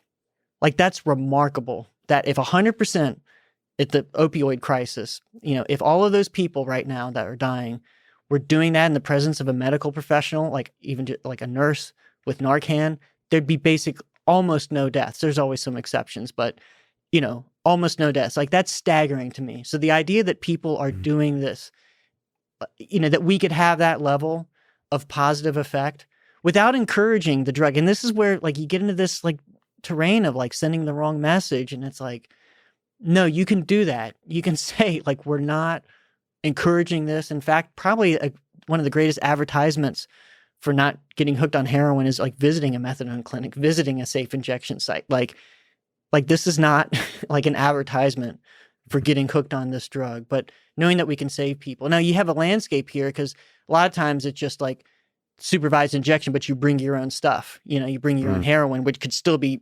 dirty and filled with fentanyl and fentanyl derivatives, which because of the incredible potency and the more difficulty measuring it, and some differences at the receptor, like you are more likely on average to lethally overdose on it. So you could, the level that's been more explored in Switzerland is in some places is you actually provide the drug itself and you supervise the injection. So I don't Do you like that idea? Yeah, public health data are completely on the side of there's really no credible evidence to this. If we allow that, we're sending the wrong message and everyone's going to, I'm not showing up like, and it's different by drug. Like, yeah, you legalize, you set up cannabis shops and some people are going to say it's legal, I'm going to go there. I don't think a whole lot of people are going to go to one of these places and say, I'm going to shoot up heroin for the first time. And even if it's a country of 300 million people, like even if someone does that, you have to compare this to the everyday people are dying from opioid overdoses. Like people's kids, people's uncles, these are real lives that are being shattered. So you just look at that. And then the other thing, and I know this from having done residential, even like non-treatment research where we just have a cocaine user or something stay on our inpatient ward for a month and you really get to know them. And sometimes you see like, oftentimes that's the first time this person has had a discussion with a medical professional, any type of professional in their entire life around their drug use. Yeah. Even if they're not looking to quit. And it's like, you could imagine that in these safe injection settings where it's like, it might be a year into treatment and they're like, doc, I know you're not the cops. Like you really care for me. Like, I think I'm ready to try that methadone thing. I think I want to be done. Conversation about it. Yeah. Yeah. They get to trust the people and realize that they're there because they truly they have a compassion, a love for this community, like as human beings, and they don't want people to die. And you get real human connections. And again, like those are the conditions where people are going to ultimately seek treatment. And not everyone always will, but you're going to get that.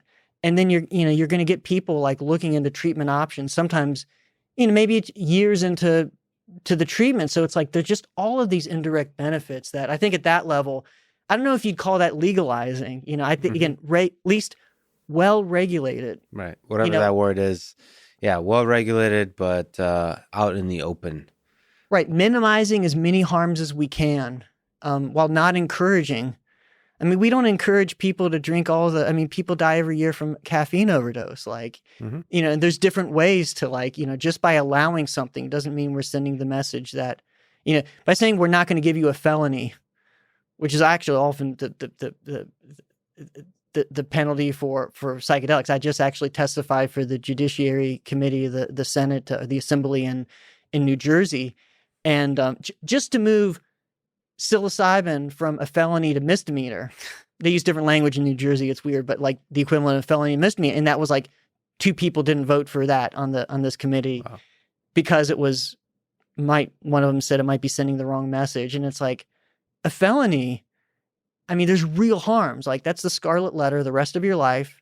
You're stuck at the lower ends of the employment ladder. You're not going to get, loans for education, all of this, maybe because of a stupid mistake you made once as a 19-year-old. Yeah. Doing something that a presidential candidate could have done and admitted to and had no problem, Yeah. What drug is the most addictive, the most dangerous in your view? Not maybe not technically, like specifically which drug, but more like in our society today, what is a highly problematic drug? We talked about psychedelics not being that addictive. On the other flip side of that, you mentioned cocaine. Is that the top one? Is there something else that's a concern to you? It depends, and you've already alluded to this nuance. It depends on how you define it. If we're talking about on the ground today, Yes. in modern society, I'd say nicotine, tobacco. Oh, interesting. I mean, in terms of mortality, it kills far more than any other drug known to humankind. 4 times more than alcohol, like 500,000 deaths in the U.S. every year, and about 5 to 6 million worldwide due to tobacco. That's 4 times more in the U.S. than alcohol. And if you graph all of the drugs, legal and illegal, put all of the illegal drugs in like one category on that figure, and you put alcohol and tobacco on that figure, all the illegal drugs combined, they're a barely visible blip to this incredible, even all of the opioid epidemic rolled up along with cocaine and everything else, meth, barely shows up compared to tobacco. That's one of those uncomfortable truths that I don't know what to do with. It's like where everybody's freaking out about coronavirus, right? And nobody's it's all relative. If you look at the relative thing, it's like, well, why aren't we freaking out about cigarettes, which we are increasingly so over the historically speaking, right? Right. It's like terrorism versus swimming pools. I remember that being back after the war on terror started. Yeah. It's like, there's not even comparison. Okay. So, that's a little sobering truth there.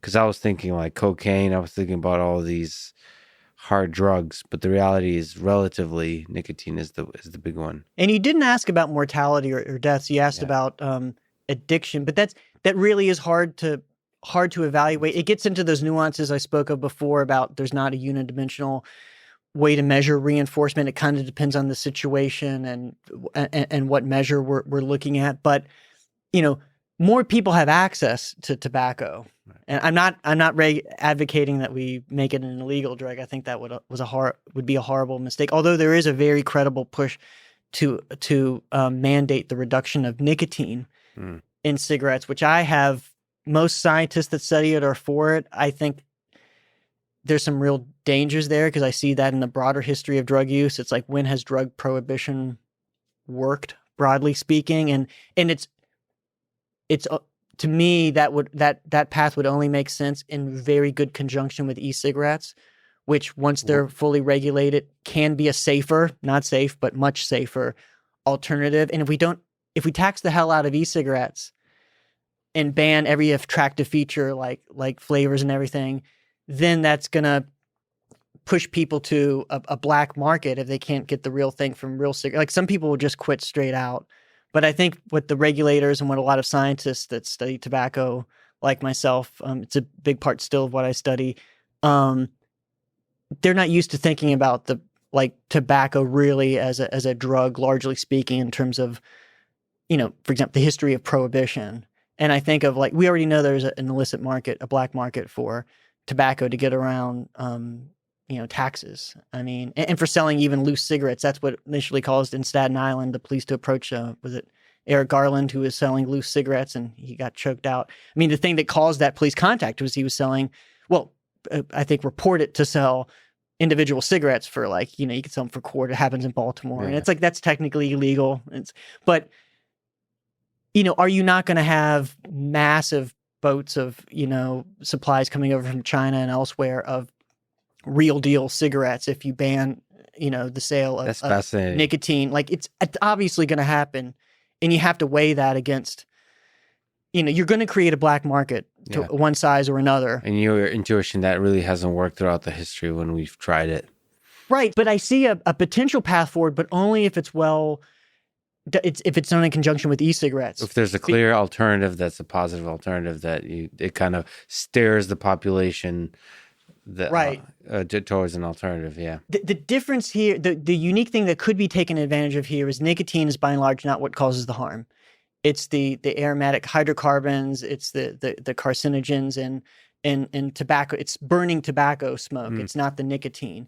So, that it's not like alcohol prohibition where like, you couldn't create the aduls, the near beer is not going to have the alcohol. And so people are like, here you do have the possibility of giving another medium the ability to deliver the drug, which still aren't, to a lot of people, isn't preferred to the tobacco, but nonetheless, if you overregulate those and make them less attractive, like if you aren't thoughtful about the nicotine limits and thoughtful about whether you're allowing flavors and everything, and if you overtax them, you're actually decreasing the ability to compete with the more dangerous products. So I feel that like there is a potential path forward, but I don't have a lot of confidence that that's going to be done in a thoughtful, analytical way, and I'm afraid that it could increase the black market, cause all of the harms. Like every other drug, we're moving away from the prohibition model slowly, but the big barge ship is like making a very slow turn. And like, okay, we really had to step back and question if we want to, with nicotine, tobacco, are we moving into that direction? Like, big picture. It doesn't quite make sense. You've done a study on cocaine and sexual decision making. Can you explain?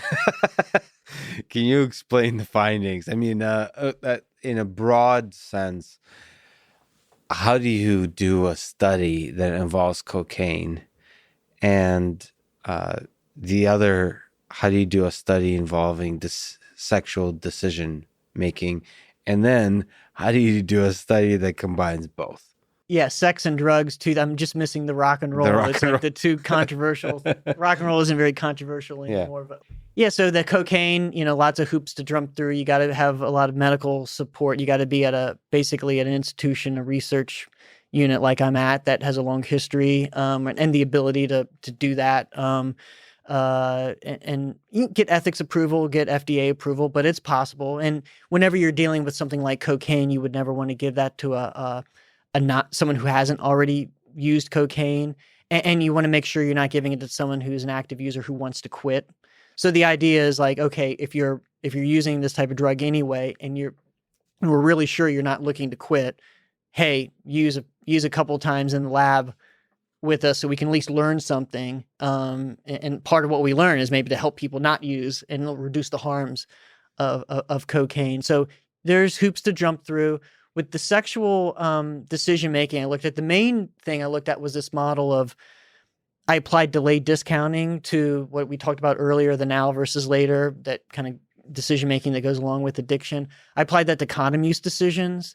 And I've probably published about 20 or so papers with this in different drugs. So the primary metric is whether you do or don't use a condom. That's the right. All hypothetical. And so this is using hypothetical decision making, but I've published some studies looking at showing a tight correspondence to self-reported in correlational studies to self-reported behavior. So this is like how do you do a questionnaire kind of thing? Right. So it's not quite a questionnaire, but it's a behavioral task requiring them to respond to. So you show pictures of a bunch of individuals, and it's kind of like one of these fun behavioral. Like a lot of them, you get numbers are boring, but it's like, okay, hot or not, like which of these 60 people would you have a one night stand with?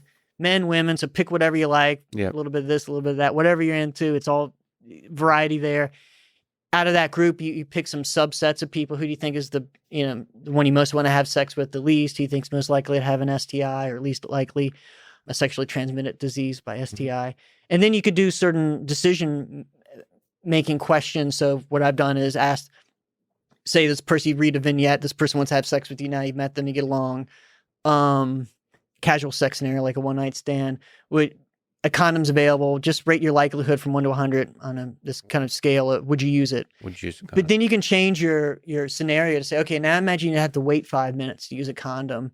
So the choice is now, instead of using condom versus not, in terms of your likelihood scale, now it ranges from have sex now without a condom versus on the other end of the scale is wait 5 minutes to have sex with a condom. So you rate your likelihood of where your behavior would be along that continuum. And then you could say, okay, well, what about an hour?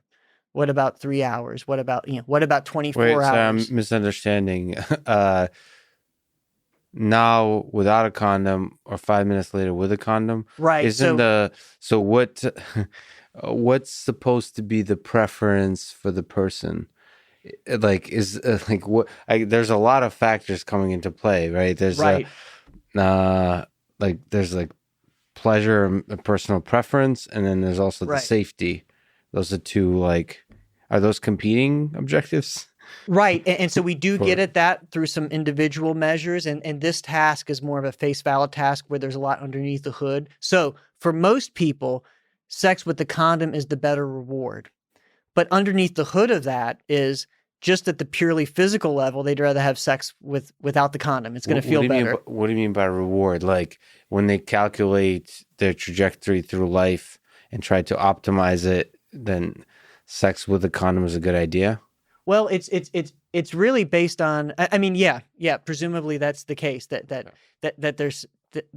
But it's measured by what would really that first question where there is no delay. Most people say they would be at the higher end of that scale. A lot of times, 100%, they would say they would definitely use a condom. A condom. Not everybody, and we know that's the case. See, it's like that. Some people don't like condoms. Some people say, yeah, I want to use a condom, but a quarter of the time ended up not because I just get lost in the passion of the moment. So for the people, I mean, the only reason that people, so behaviorally speaking, at least for a large number of people in many circumstances, condom use is a reinforcer just because people do it. Why are they doing it? They're not because it makes the sex feel better, but because it allows for at least the same general reward, even if it feels a little bit not as good, with the condom. Nonetheless, they get most of the benefit without the concurrent, oh my gosh, there's this risk of STI. either unwanted pregnancy or getting HIV, or way more likely than HIV, herpes, genital warts, etc. All the lovely ones. And we've actually done research saying where we gauge the probability of these individual different STIs, and it's what's the heavy hitter in terms of what people are using to judge, to evaluate whether they're going to use a condom. So that's why the condom use is the delayed thing, 5 minutes or more. And then, because which would normally be the larger later reward, like the $10 versus the $9. It's like the $10, which is counterintuitive if you just think about the physical pleasure. So that's a good thing to measure. So condom use is a really good concrete, quantifiable thing that you can use in a study, and then you can add a lot of different elements like the presence of cocaine and so on. Yeah, you can get people loaded on any number of drugs, like cocaine, alcohol, and methamphetamine are the three that I've done and published on. And it's interesting that these are fun studies, man. Right. I love to get people loaded in a safe context but to really, it started there was some early research with alcohol. I mean, the psychedelics are the most interesting, but it's all of these drugs are fascinating. The fact that all these are keys that unlock a certain psychological experience in the head. And so there was this work with alcohol that showed that it didn't affect those monetary delay discounting decisions, $9 now versus $10 later. And I'm getting people drunk. And I thought to myself, are you telling me that getting someone, that people being drunk does not cause people, at least sometimes, to choose what's good for them in the short term at the expense of what's good for them to, in the long term? It's bullshit, we see but in what context does that happen? So that's something that inspired me to go in this direction of risky sexual decisions is something they do when they're drunk. They don't necessarily go home and even though some people have gambling problems and alcohol interacts with that, the most typical thing is not for people to go home log on and change their allocation in their retirement account or something like that. Like but they're more likely risky sexual decisions. They're more likely to not wait the 5 minutes for the condom, right, and instead go no condom now. Right. That's a big effect, and we see that. And interestingly, we do not see with those different drugs, we don't see an effect if we just look at that zero delay condition. In other words, the condom's right there waiting to be used. How likely are to use it? You don't see it. I mean, people are by and large going to use the condom. Yeah. So, and that's the way most of this research outside of behavioral economics that's just looked at condom use decisions, very little of which has ever actually administered the drugs, which is another unique aspect. But they usually just look at like assuming the condom is there. But this is more using behavioral economics to delve in and model something that, and I've done survey research on this, modeling what actually happens. Like you meet someone at a laundromat, like you weren't planning on like, and it's like one thing leads to another, they live around the corner, these things, and like we did one survey with men who have sex with men and found that 25% of them, 24%, about a quarter, reported in the last 6 months that they had unprotected anal intercourse, which is the most risky in terms of sexually transmitted infection. In the last 6 months, in a situation where they would have used a condom, but they simply didn't use one just because they didn't have one on them. Mm-hmm. So this, to me, it's like, unless we delve into this and understand these suboptimal conditions, we're not going to fully address the problem. There's plenty of people that say, yep, condom use is good. I use it a lot of the time. It's like, where is that failing? And it's under these suboptimal conditions, which if you think about it, it's like most of the case. Action is unfolding. Things are getting hot and heavy. Someone's like, do you got a condom? No. It's like, do they break the action and take 10 minutes to go to the convenience store or whatever? Maybe everything's closed. Maybe they got to wait till tomorrow. And there's something to be studied there on that just seems like an unfortunate set of circumstances. Like, what's the solution to that? What's the psychology that needs to be taken apart there? Because it just seems like that's the way of life. We don't expect the things that to happen. Are we supposed to expect them better, to be self-aware enough about our calculations? Or you see the 10-minute detour to a convenience store as a kind of thing that we need to understand how we humans evaluate the cost of that.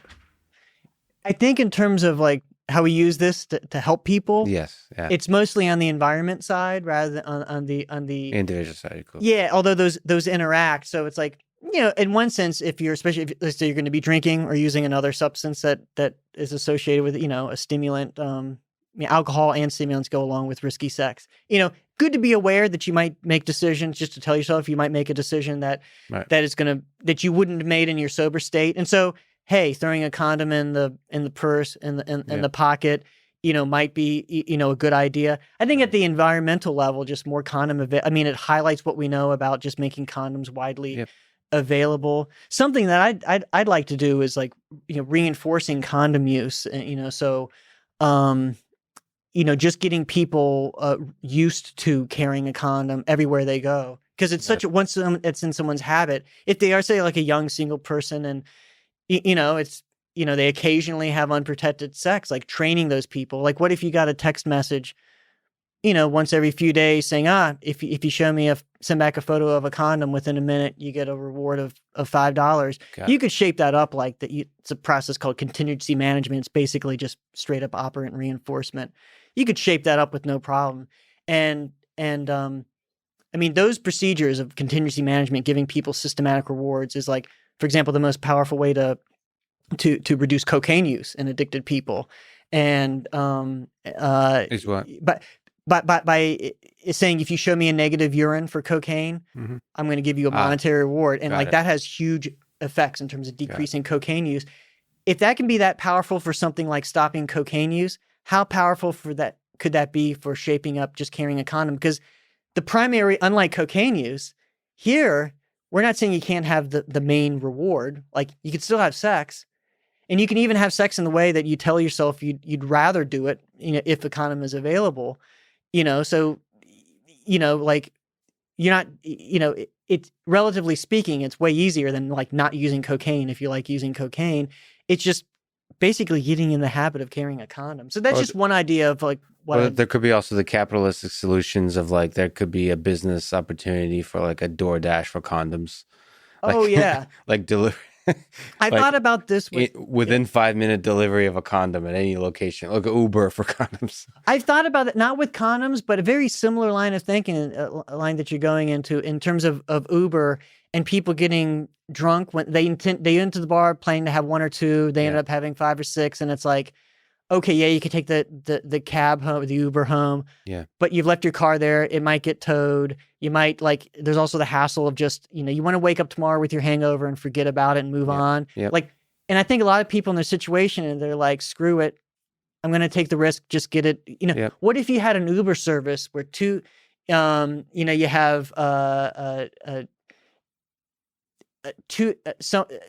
car come out with 2 drivers, and one of them, 2 sober drivers, obviously, and the person the one driver drops off the other that then drives you home in their car, in your car. Yeah. So that you can, I think a lot of people would pay $50. It's going to be more than a regular Uber. Yeah. But it's like, it's going to be done. I got the money. I already spent $60 at the bar tonight.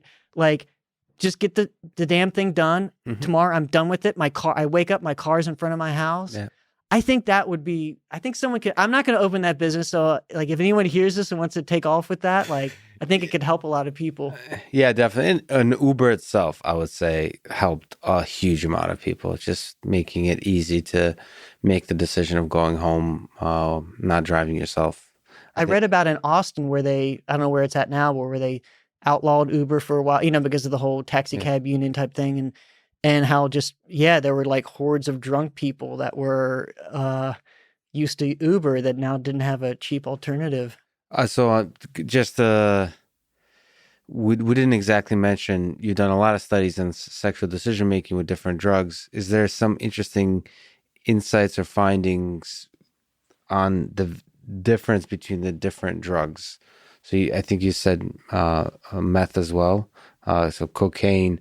Is there some interesting characteristics about decision-making that these drugs alter versus like alcohol, all those kinds of things? I think, and there's much more to study with this, but I think the biggie there is that the stimulants, they create risky sex by really increasing the rewarding value of sex. Like if you talk to people that are real, especially that are hooked on stimulants, one of the biggies is like sex on coke or meth is like so much better than sex without. And that's a big part of why they have trouble quitting, because it's so tied to their sex life. So it's not that your decision making is broken. It's just that you allocate. It's a different aspect of their decision. Yeah, on the reward side. I think on the alcohol, it works more through disinhibition. It's like alcohol is really good at reducing the ability of a delayed punisher to have an effect on current behavior. In other words, there's this bad thing that's going to happen tomorrow or a week from now or 20 years from now. Being drunk is a really good way. And you see this in like rats making decisions.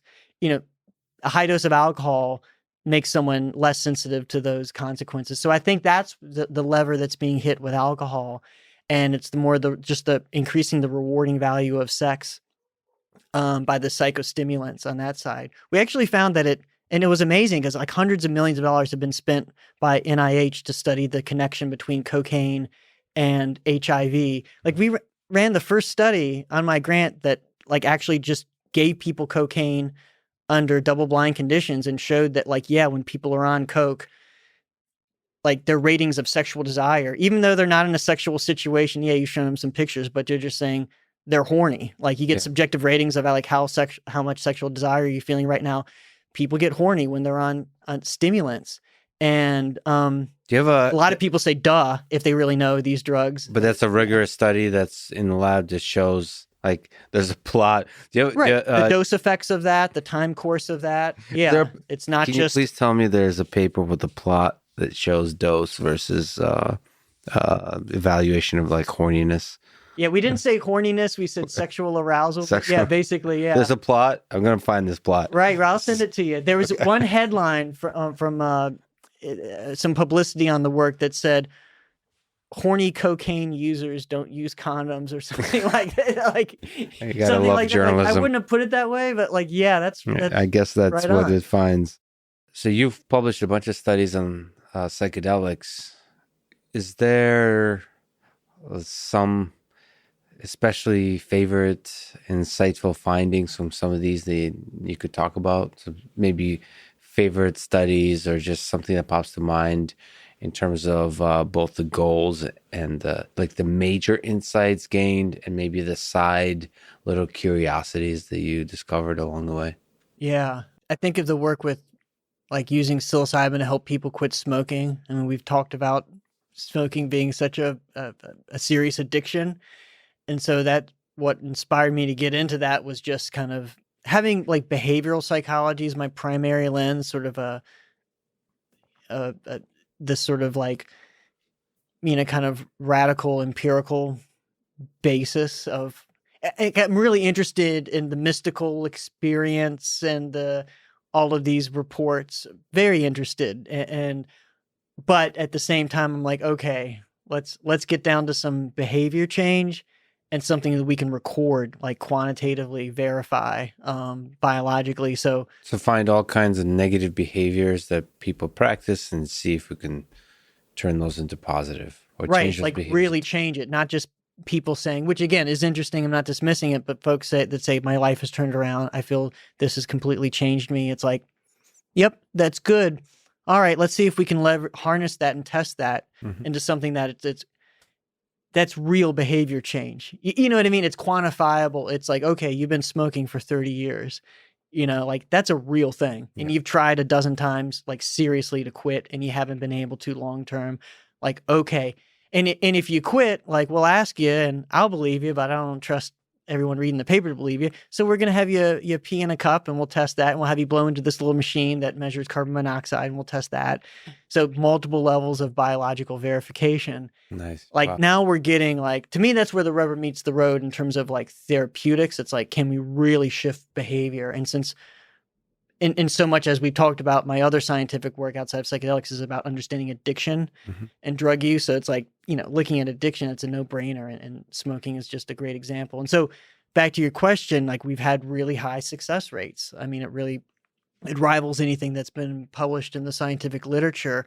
The caveat is that, that's based on our initial trial of only 15 people, but extremely high long-term success rates. 80% at 6 months were smoke-free. So can we discuss the details? So first of all, which psychedelic are we talking about? And maybe can you talk about the 15 people and how the study ran and what you found? Yeah. So the drug we're using is psilocybin, and we're using moderately high and high doses of psilocybin. And I should say this about most of our work. These are not kind of museum level doses. In other words, nothing even big fans of psychedelics want to take and go to a concert or go to the museum. If someone's at Burning Man on this type of dose, like they're probably going to want to find their way back to their tent and zip up and hunker down for, not be around strangers. Yeah. And by the way, the delivery method, so psilocybin is mushrooms, I guess. What's the usual? Is it edible? Is there some other way? Like how are people supposed to think about the correct dosing of these things? Because I've heard that it's hard to dose correctly. That's right. So in our studies, we use the pure compound psilocybin. So it's a single molecule, a bunch of molecules, and we give them a capsule with that in it. Right. And so it's just a little capsule they swallow. What people, when psilocybin is used outside of research, it's always in the context of mushrooms. Because they're so easy to grow. There's no market for synthetic psilocybin. There's no reason for that to pop up. The high dose that we use in research is 30 milligrams body weight adjusted. So if you're a heavier person, it might be like 40 or even 50 milligrams. We have some data that based on that data, we're actually moving into like getting away from the body weight adjusting of the dose and just giving an absolute dose. It seems like there's no justification for the body weight based dosing, but I digress.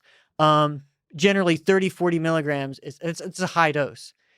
And based on average, even though, as you alluded to, there's variability, which gets people into some trouble in terms of mushrooms, like Psilocybin cubensis, which is the most common species in the illicit market in the U.S.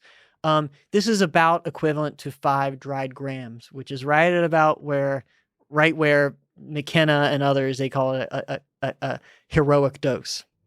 This is not hanging out with your friends, going to the concert again. So this is a real deal dose, even to people that like really, just even to psychonauts. And we've even had a number of studies. Yeah, people that, let's say astronaut or term. Cosmonaut, like psychonaut for psychedelics. Going as far out as possible. But even for them, even for those who've flown to space before. Right. They're like, holy shit, I didn't know the orbit would be that far out, or I escaped the orbit. I was in interplanetary space there. So these folks in the 15 folks in the study, there's not a question of dose being too low to truly have an impact. Right. Out of hundreds of volunteers over the years, we've only seen a couple of people where there was a mild effect of the 30 milligrams, and who knows, that person's their serotonin's they might have lesser density of serotonin 2A receptors or something. We don't know, but it's extremely rare. For most people, this is like something interesting is going to happen. Put it that way. Speaking of Joe Rogan, I think that Jamie, his producer, is immune to psychedelics. So maybe he's a good recruit for the study to test. So that's interesting. Now, the caveat is I'm not encouraging anything illicit, but just theoretically, my first question as a behavioral pharmacologist is like, increase the dose. Really, nobody's let's see the full dose. I'm not telling Jamie to do that, but like, okay, like, you're taking the same amount that friends might be taking, but yeah. But he was also referring to the psychedelic effects of edible marijuana, which is there rules on dosage for like marijuana? Is there limits? Like what places where this all goes to, it probably is state by state, right? It is, but they've gone that direction, and states that didn't initially have these rules now have them. Yeah. So it's like you'll get, I think, 5 or 10 milligrams of THC being a common, and this is an important thing, like where they've moved from not being allowed to say like have a whole candy bar and have each of the 8 or 10 squares on the candy bar being 10 milligrams, but it's like, no, the whole thing, because like, someone gets a candy bar, they're eating the freaking candy bar. Yeah. And it's like, unless you're a daily cannabis user, if you take, 100 milligrams, it's like, that's what could lead to a bad trip. Yeah. For someone. And it's like, a lot of these people, it's like, oh, I used to smoke a little weed in college. They might say they're visiting Denver for a business trip, and they're like, why not? Let's give it a shot, And they're like, oh, I don't want to smoke something because so I'm going to be safer with this edible. And they like consume this massive, but there's huge tolerance. So a regular, like for someone who's smoking weed every day, they might take 5 milligrams and kind of hardly feel anything. And they may really need something more like 30, 40, 50 milligrams to have a strong effect. But yeah, so they've evolved in terms of the rules about like, okay, what constitutes a dose, which is why you see less big candy bars and more, or if it is a whole candy bar, you're only getting a smaller dose, like 10 milligrams because that is where people get in trouble more often with edibles. Yeah. Except Joey Diaz, which I've heard. That's definitely somebody I want to talk to. Out of the crazy comedians, I want to talk to him as well. Anyway, so yeah, 15, the study of the 15 and the dose not being a question. So like, what was the recruitment based on? What was the, how did the study get conducted? Yeah, so the recruitment, I really liked this fact. It wasn't people that, largely were, we were honest about what we were studying, but for most people, they were in the category of like, not particularly interested in psychedelics, but more of like, they want to quit smoking. They've tried everything but the kitchen sink. Yeah. And this sounds like the kitchen sink, and it's like, well, it's Hopkins. So, thinking that sounds like it's safe enough. So like, what the hell, let's give it a shot. Like most of them were in that category, which I really, I appreciate, because it's more of a test, just like a better model of what, if these are approved as medicines, like what you're going to have the average participant, be like. And so the therapy involves a good amount of non-psilocybin sessions, so preparatory sessions, like 8 hours of getting to know the person, like the two people who are going to be their guides or the person in the room with them during the experience, having these discussions with them where you're both kind of rapport building, just kind of discussing their life, getting to know them, but then also telling them, preparing them about the psilocybin experience. Oh, it could be scary in this sense, blah, blah. Here's how to handle it. Trust, let go, be open. And also during that preparation time, preparing them to quit smoking using really standard bread and butter techniques that can all fall under the label typically of the cognitive behavioral therapy. Just stuff like, before you quit, we assign a target quit date ahead of time. You're not just quitting on the fly. And that happens to be the target quit date in our study was the day where they got the first psilocybin dose. But doing things like keeping a smoking diary, like, okay, during the 3 weeks until you quit, every time you smoke a cigarette, just like jot down what you're doing, what you're feeling, what situation, that type of thing. And then having some discussion around that. And then going over the pluses and minuses in their life that smoking kind of comes with, and being honest about this is what it does for me. This is why I like it. This is why I don't like it. Preparing for like, what if you do slip, how to handle it? Like, don't dwell in guilt because that leads to more full on relapse, just kind of treat it as a learning experience, that type of thing. Then you have the session day where they come in, they 5 minutes of questionnaires, but pretty much they jump into we touch base with them, and we give them the capsule. It's a serious setting, but a comfortable one. They're in a room that looks more like a living room than like a research lab. We measure their blood pressure, their experience, but kind of minimal, kind of medical vibe to it. And they lay down on a couch, and it's a purposefully an introspective experience. So they're laying on a couch during most of the 5 to 6 hour experience, and they're wearing eye shades, which has a better connotation as a name than blindfold. But so they're wearing eye shades, but that's and they're wearing headphones through which music is played. Mostly classical, although we've done some variation of that. I have a paper that was recently accepted, kind of comparing it to more like gongs and harmonic bowls and that type of thing, kind of like sound, kind of. You've also added this to the science and have a paper on the musical accompaniment to the psychedelic experience. That's fascinating. Right. And we found basically that about the same effect, even by a trend, not significant, but a little bit better of an effect, both in terms of subjective experience and long-term, whether it helped people quit smoking. Just a little tiny non-significant trend, even favoring the novel playlist with the Tibetan singing bowls and the gongs and all, didgeridoo and all of that. And so anyway, just saying, okay, we can deviate a little bit from this, like what goes back to the 1950s of this method of using classical music as part of this psychedelic therapy. But they're listening to the music and they're not playing DJ in real time. It's like, they're just be the baby. You're not the decision maker for today. Go inward, trust, let go, be open. And pretty much the only interaction like that we're there for is to deal with any anxiety that comes up. So guide is kind of a misnomer in a sense. We're more of a safety net. And so like, tell us if you feel some butterflies so that we can provide reassurance. A hold of their hand can be very powerful. I've had people tell me that was like the thing that really just grounded them. Can you break apart trust, let go, be open? So in a sense, how would you describe the experience, the intellectual and the emotional approach that people are supposed to take to really let go into the experience? Yeah. So trust is trust the context, trust the guides, trust the overall institutional context. I see it as layers of like safety, even though it's everything I told you about the relative bodily safety of psilocybin. Nonetheless, we're still getting blood pressure throughout the session, just in case. We have a physician on hand who can respond just in case. We're literally across the street from the emergency department, just in case, all of that, Privacy is another thing you've talked about, just trusting that and whatever happens is just between you and the people in the study. Right. And hopefully they've really gotten that by that point deep into the study that like they realize we take that seriously and everything else, and so it's really kind of like a very special role you're playing as a researcher or a guide, and hopefully they have your trust. And so, and trust that they could be as emotional, everything from laughter to tears, like that's going to be welcomed. We're not judging them. It's like, it's a therapeutic relationship where, this is a safe container. It's a safe space. Safe That has a space. lot of baggage to that term, but it truly is. It's a safe space for that, for this type of experience, and to let go. So trust, let's see, let go.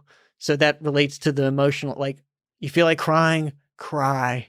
You feel like laughing your ass off, laugh your ass off. It's like all the things actually that sometimes it's more challenging with someone has a large recreational use. Sometimes it's harder for them because people in that context, and understandably so, it's more about holding your shit. Yeah. Someone's had a bunch of mushrooms at a party. Maybe they don't want to go into the back room and start crying about these thoughts about the relationship with their mother. And they don't want to be the drama queen or king that bring their friends down because their friends are having an experience too. And so they want to like compose, And also just the appearance in social settings versus so like prioritizing how you appear to others versus the prioritizing the depth of the experience.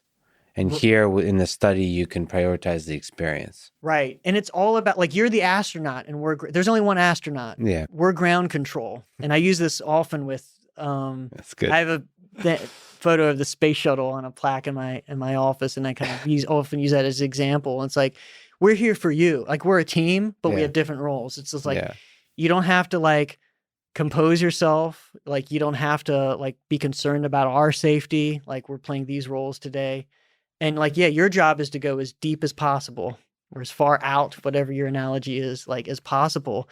And we're keeping you safe. And so, and the emotional side is a hard one, because you really want people to, like, if they go into realms of subjectively of despair and sorrow, like cry, like it's okay, and especially if someone's, more macho. And, you want this to be the place where they can let go. And again, something that they wouldn't or shouldn't do if someone was to theoretically use it in a social setting. And also these other things, like even that you get in those social settings of like, you don't have to like worry about your wallet or being taken advantage, or especially for a woman, sexually assaulted by some creep at a concert or something. 'Cause they're, they're laying down, There's like far a million out sources of anxiety that are external versus internal. So you can just focus on your own, like the beautiful thing that's going on in your mind. And even the cops at that layer, even though it's extremely unlikely for most people that cops would come in and bust them right when, like even at that theoretical, like that 1 in a billion chance, like that might be a real thing psychologically. Yeah. In this context, we even got that covered. Yeah. We've got DEA approval. Yeah. Like this is okay by every level of society that counts, that has the authority. So go deep, trust the setting, trust yourself, let go and be open. So in the experience, and this is all subjective and by analogy, but like if there's a door, open it, go into it. If there's a stairwell, go down it, or a stairway, go up it. If there's a monster in the mind's eye, don't run, approach it, look it in the eye and say, let's talk. Read it. Yeah. What's up? What are you doing here? Let's talk turkey, David Goggins entered the chat. Okay. Right. It really is that. That really is a heart of it, this radical courage. Like courage. People are often struck by that coming out. Like, this is heavy lifting. This is hard work.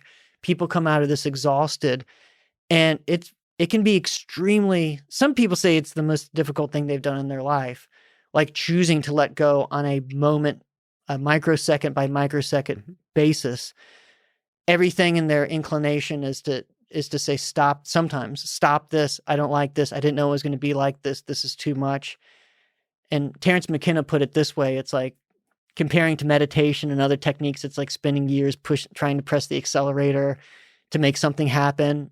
High dose psychedelics is like you're speeding down the mountain in a fully loaded semi truck, and you're charged with not slamming the brake. It's like, let it happen. So it's very difficult, and to engage, always, go further into it and take that radical courage, throughout.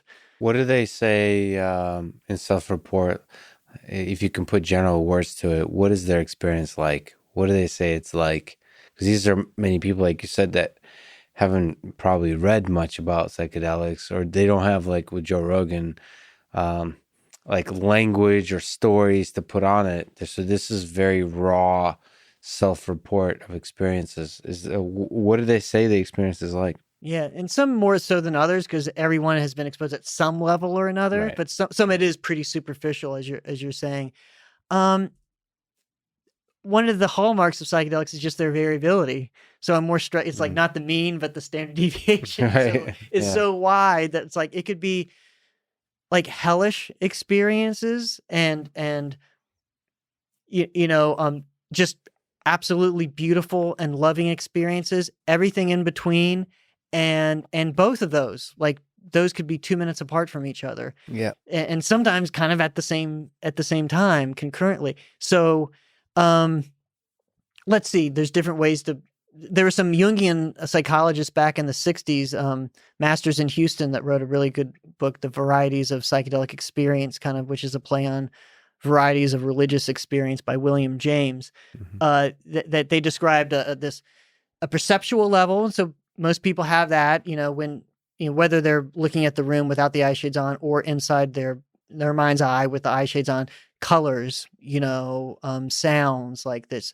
It's a much richer sensorium, which can be very interesting. And then at another level, masters in Houston called it the psychodynamic level. And I think you could think about it more broadly than that's kind of Jungian, but just the personal psychological level is how I think of it. Like, this is about your life. There's a whole life review. Oftentimes people have thoughts about their childhood, about their relationships, their spouse or partner, their children, their parents, their family of origin, their current family. Like, that stuff comes up a lot, including like the love, just people just like pouring with tears about like how much, like, it hits them so hard how much they love people. Yeah. Like, in a way that, for people that like, they love their family, but like it just hits them so hard that like how important this is, and like the magnitude of that love and like what that means in their life. So those are some of the most moving experiences to be present for, is where people, like, it hits home, like what really matters in their life. And then you have this sort of what masters in Houston called the archetypal realm, which kind of, again, is sort of Jungian with the focus on archetypes, which is interesting. But I think of that more generally as like symbolic level.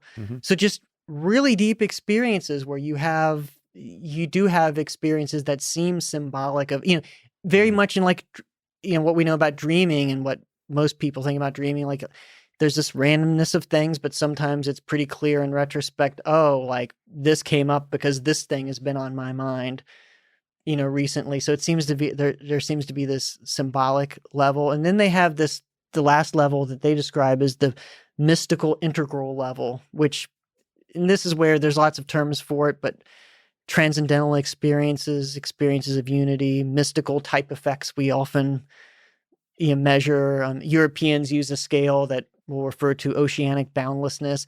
This is all pretty much the same thing. Yeah. This is like, at some sense, the deepest level of the very sense of self seems to be dissolved, minimized, or expanded, such that the boundaries of the self go into, and here I think some of this is just semantics, but whether the self is expanding such that there's no boundary between the self and the rest of the universe, or whether there's no sense of self, again, might be just semantics, but this radical shift or sense of loss of sense of self or self boundaries.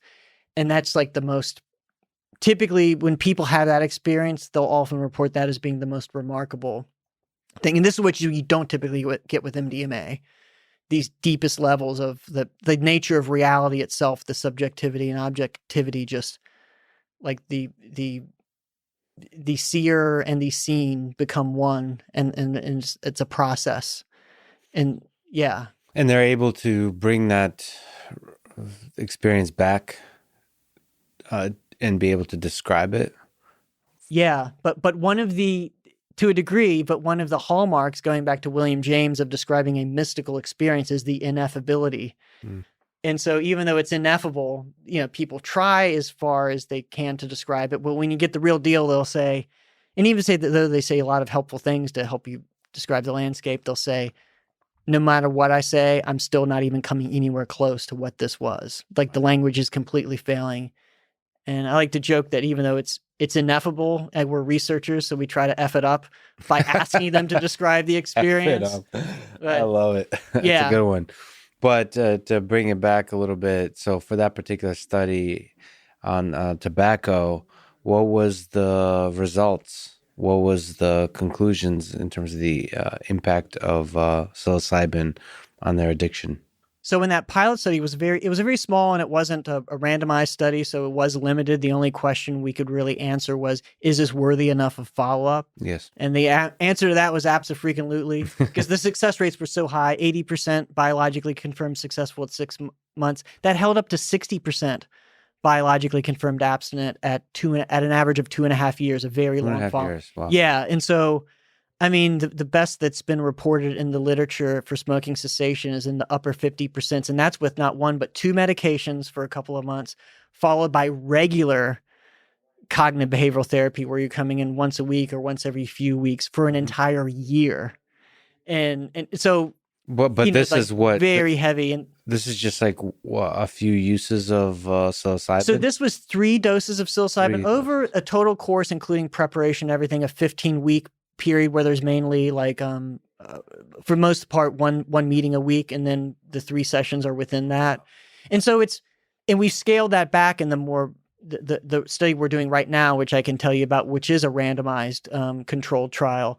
But it's the original pilot study was these 15 people. So given the positive signal from the first study telling us that it was a worthy pursuit, we hustled up some money to actually be able to afford a larger trial. So it's randomizing 80 people to get either one psilocybin session, when we've scaled that down from 3 to 1, mainly because we're doing fMRI neuroimaging before and after, and it made it more experimentally complex to have multiple sessions.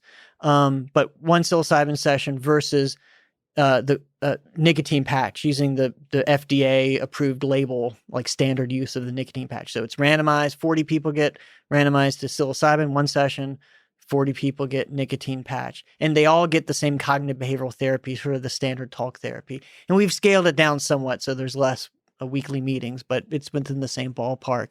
And right now we're still the study's still ongoing, and in fact we just recently started recruiting again. We paused for COVID. Now we're starting back up with some protections like masks and whatnot. But right now, for the 44 people who have gotten through the 1-year follow-up, and so that includes 22 from each of the 2 groups, the success rates are extremely high. For the psilocybin group, it's 59% have been biologically confirmed as smoke-free at 1 year after their quit date. Mm-hmm. And that compares to 27% for the nicotine patch, which, by the way, is extremely good for the nicotine patch compared to previous research. So the results could change because it's ongoing, but we're mostly done, and it's still looking extremely positive. So if anyone's interested, they have to be in commuting distance to the Baltimore area, but to participate. Right, to participate. This is a good moment to bring up something. I think a lot of what you talked about is super interesting, and I think a lot of people listening to this. So now it's anywhere from 300 to 600,000 people for just a regular podcast. I know a lot of them will be very interested in what you're saying, and they're going to look you up. They're going to find your email, and they're going to write you a long email about some of the interesting things they found in any of your papers. How should people contact you? What is the best way for that? Would you recommend? You're a super busy guy. You have a million things going on. How should people communicate with you? Thanks for bringing this up. I'm glad to get the opportunity to address this. If someone's interested in participating in a study, yes, the best thing to do is go to the website of the study, or of which website? So we have all of our psilocybin studies. So everything we have is up on one website, and then we link to the different study websites, but Mm-hmm. hopkinspsychedelic.org. Mm-hmm. So everything we do, or if you don't remember that, just, go to your favorite search engine and look up Johns Hopkins psychedelic, and you're going to find one of the first hits is going to be this website. And there's going to be links to the smoking study and all of our other studies. If there's no link to it there, we don't have a study on it now. Mm-hmm. And if you're interested in psychedelic research more broadly, you can look up, like at another university that might be closer to you. And there's a handful of them now across the country. And there's some in Europe that have studies going on. But you can, at least in the US, you can look at clinicaltrials.gov and look up the term psilocybin. And in fact, optionally, people even in Europe can register their trial on there. So that's a good way to find studies. But for our research, rather than emailing me, like a more efficient way is to go straight. And you can do that the first phase of screening. There's some questions online, and then someone will get back in touch with you. But I do already, I expect it's like going to increase, but I'm already at the level where my simple limited mind and limited capacity is already, I sometimes fail to get back to emails. Yep. I mean, I'm trying to respond to my colleagues, my mentees, all these things, my responsibilities, and as many of the people just inquiring about, I want to go to graduate school, I'm interested in this. I have a daughter that took a psychedelic and she's having trouble. And it's like, so I try to respond to those, but sometimes I just simply can't get to all of those already. To be honest, like from my perspective, it's been quite heartbreaking because I basically don't respond to any emails anymore. And especially sort of, you mentioned mentees and so on, like outside of that circle, it's heartbreaking to me how many brilliant people there are, thoughtful people, like loving people, and they write long emails that are really, by the way, I do read them very often. It's just that the response is then you're starting a conversation. And there's the heartbreaking aspect is you only have so many hours in the day to have deep, meaningful conversations with human beings on this earth. And so you have to select who they are. And usually it's your family, it's people like you're directly working with. And even, I guarantee you, with this conversation, people will write you long, really thoughtful emails. Like there'll be brilliant people, faculty from all over, PhD students from all over. And it's heartbreaking because you can't really get back to them. But you're saying like many of them, if you do respond, it's more like, here, go to this website. If you're when you're interested into the study, Right. So just it makes sense to directly go to the site. If there's applications open, just apply for the study. Right. As either a volunteer or if we're looking for, somebody, we're going to be, posting, including on the Hopkins University website, we're going to be posting if we're looking for a position. I am right now actually looking through, and it's mainly been through email and contacts, but should I say it? I think I'd rather cast my nets wide, but I'm looking for a postdoc right now. Oh, great. So I've mentored postdocs for, I don't know, like a dozen years or so, and more of their time is being spent on psychedelics. So someone's free to contact me. That's sort of so close to home. That's a personal, that like emailing me about that. But I come to appreciate more the advice that folks like Tim Ferriss have of like, I think it's him, like 5 sentence emails, a subject that gets to the point, that tells you what it's about, so that like you break through the signal to the noise. But I really appreciate what you're saying, because part of the equation for me is like, I have a 3-year-old, and like my time on the ground, on the floor, playing blocks or cars with him is part of that equation. And even if the day is ending and I know some of those emails are slipping by and I'll never get back to them, and I'm struggling with it. And I get what you're saying is like, I haven't seen anything yet with the type of exposure that like your podcast this gets. will bring in exposure. And then I think in terms of postdocs, this is a really good podcast in the sense that there's a lot of brilliant PhD students out there that are looking for postdocs from all over, from MIT, probably from Hopkins. It's just all over the place. So this is and we have different preferences, but my preference would also be to have like a form that they could fill out for post, because it's very difficult through email to tell who's really going to be a strong collaborator for you, like a strong postdoc, strong student, because you want a bunch of details, but at the same time, you don't want a million pages worth of email. So you want a little bit of application process. So I usually set up a form that helps me indicate how passionate the person is, how willing they are to do hard work. Like I often ask a question, people, of what do you think is more important, to work hard or to work smart? And I use that those types of questions to indicate who I would like to work with, um, because it's counterintuitive. But anyway, I'll leave that question unanswered for people to figure out themselves. But maybe if you know my love for David Goggins, you'll understand. So anyway, Those are good thoughts about the forms and everything. It's difficult, and that's something that evolves. Email is such a messy thing. There's speaking of Baltimore, Cal Newport, if you know who that is, he wrote a book called Deep Work. He's a computer science professor, and he's currently working on a book about email, about all the ways that email is broken. So it's just this is going to be a fascinating read. This is a little bit of a general question, but almost a bigger picture question that we touched on a little bit, but let's just touch it in a full way, which is what have all the psychedelic studies you've conducted taught you about the human mind, about the human brain and the human mind? Is there something, if you look at the human scientist you were before this work and the scientist you are now, how has your understanding of the human mind changed? I'm thinking of that in two categories. One kind of more scientific. I mean, they're both scientific, but one more about the brain and behavior and the mind, so to speak. And as a behaviorist, I always see sort of the mind as a metaphor for behavior. So, but anyway, that gets philosophical.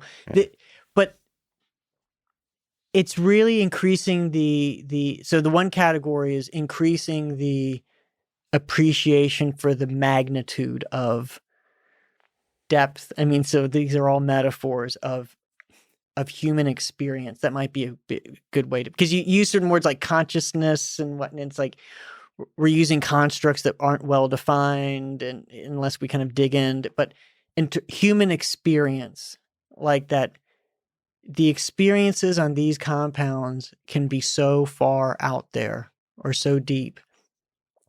And that, like, and they're doing that by tinkering with the same machinery that's going on up there. I mean, my assumption, and I think it's a good assumption, is that all experiences, there's a biological side to all phenomenal experience.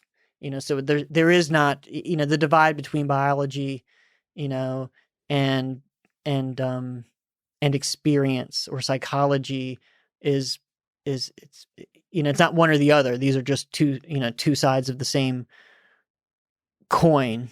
I mean, you're avoiding the use of the word consciousness, for example, but the experience is referring to the subjective experience. So it's the actual technical use of the word consciousness of subjective experience. And even that word, there are certain ways that like sort of like if we're talking about access consciousness or narrative self-awareness, which is an aspect of like, you can wrap a definition around that and we can talk meaningfully about it, but so often around psychedelics, it's used in this much more, in terms of ultimately explaining phenomenal consciousness itself, the so-called hard problem, relating to that question, and psychedelics really haven't spoken to that. And that's why it's hard, because like, it's hard to imagine anything.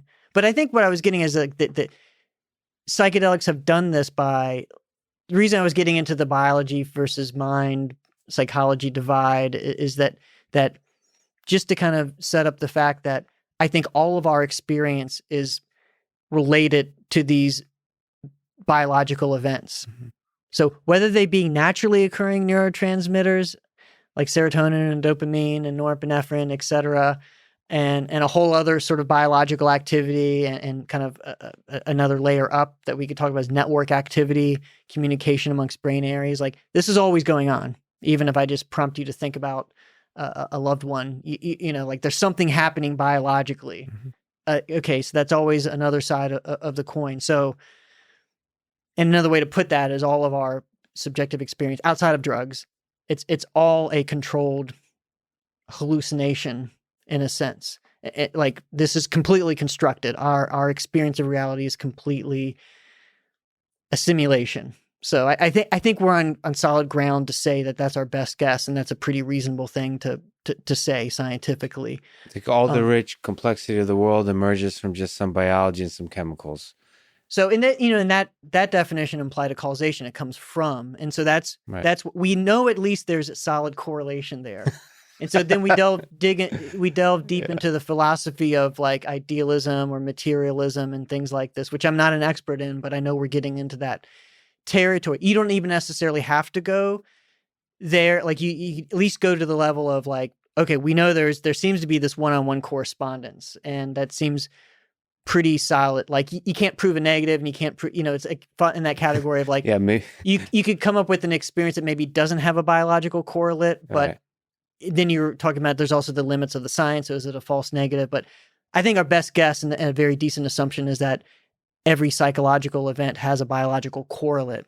So with that said, the idea that you can alter that biology in a pretty trivial manner. I mean, you could take like a relatively small number of these molecules, throw them into the nervous system, and then have a 60-year-old person who has, you name it. I mean, that has hiked to the top of Everest and that speaks 5 languages and that has been married and has kids and grandkids and has, you name it, like been at the top, and say, this fundamentally changed who I am as a person and what I think life is about.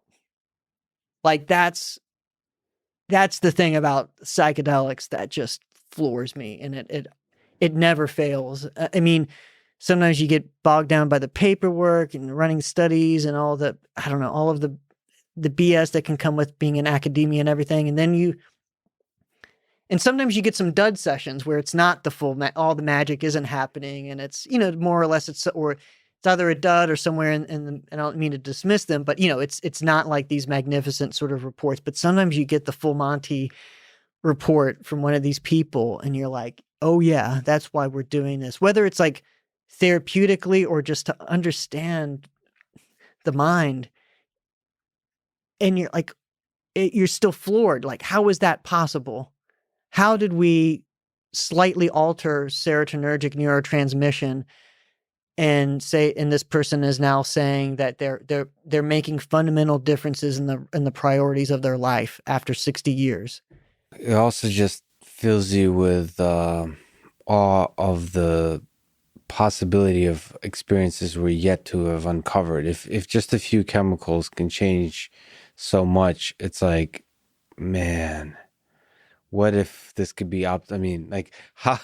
Because we're just like took a little, it's like lighting a match or something in the darkness, and you could see there's a lot more there, but you don't know how much more. And that's right. And then like, where's that going to go with like?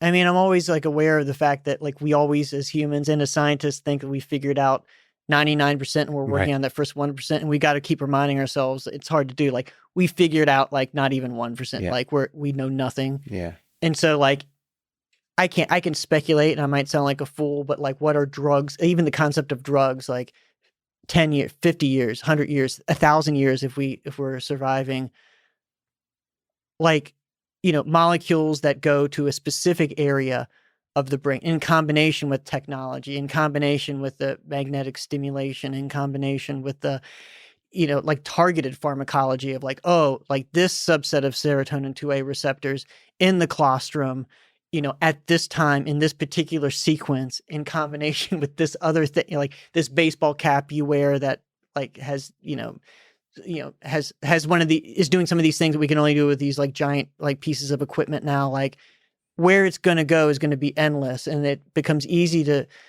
combined within virtual reality, where the virtual reality is going to move from being something out here to being more in there. And then we're getting, like we talked about before, we're already in a virtual reality in terms of human perception and cognition models of the universe being all representations and, sort of, color not existing and just, our representations of EM wavelengths, et cetera, sound being vibrations and all of this. And so as the external VR and the internal VR come closer to each other, like this is what I think about in terms of the future of drugs. Like all of this stuff sort of combines, and like where that goes is just it's unthinkable. Like we're probably gonna, again, I might sound like a fool, and this may not happen, but I think it's possible, to go completely offline, like where most of people's experiences may be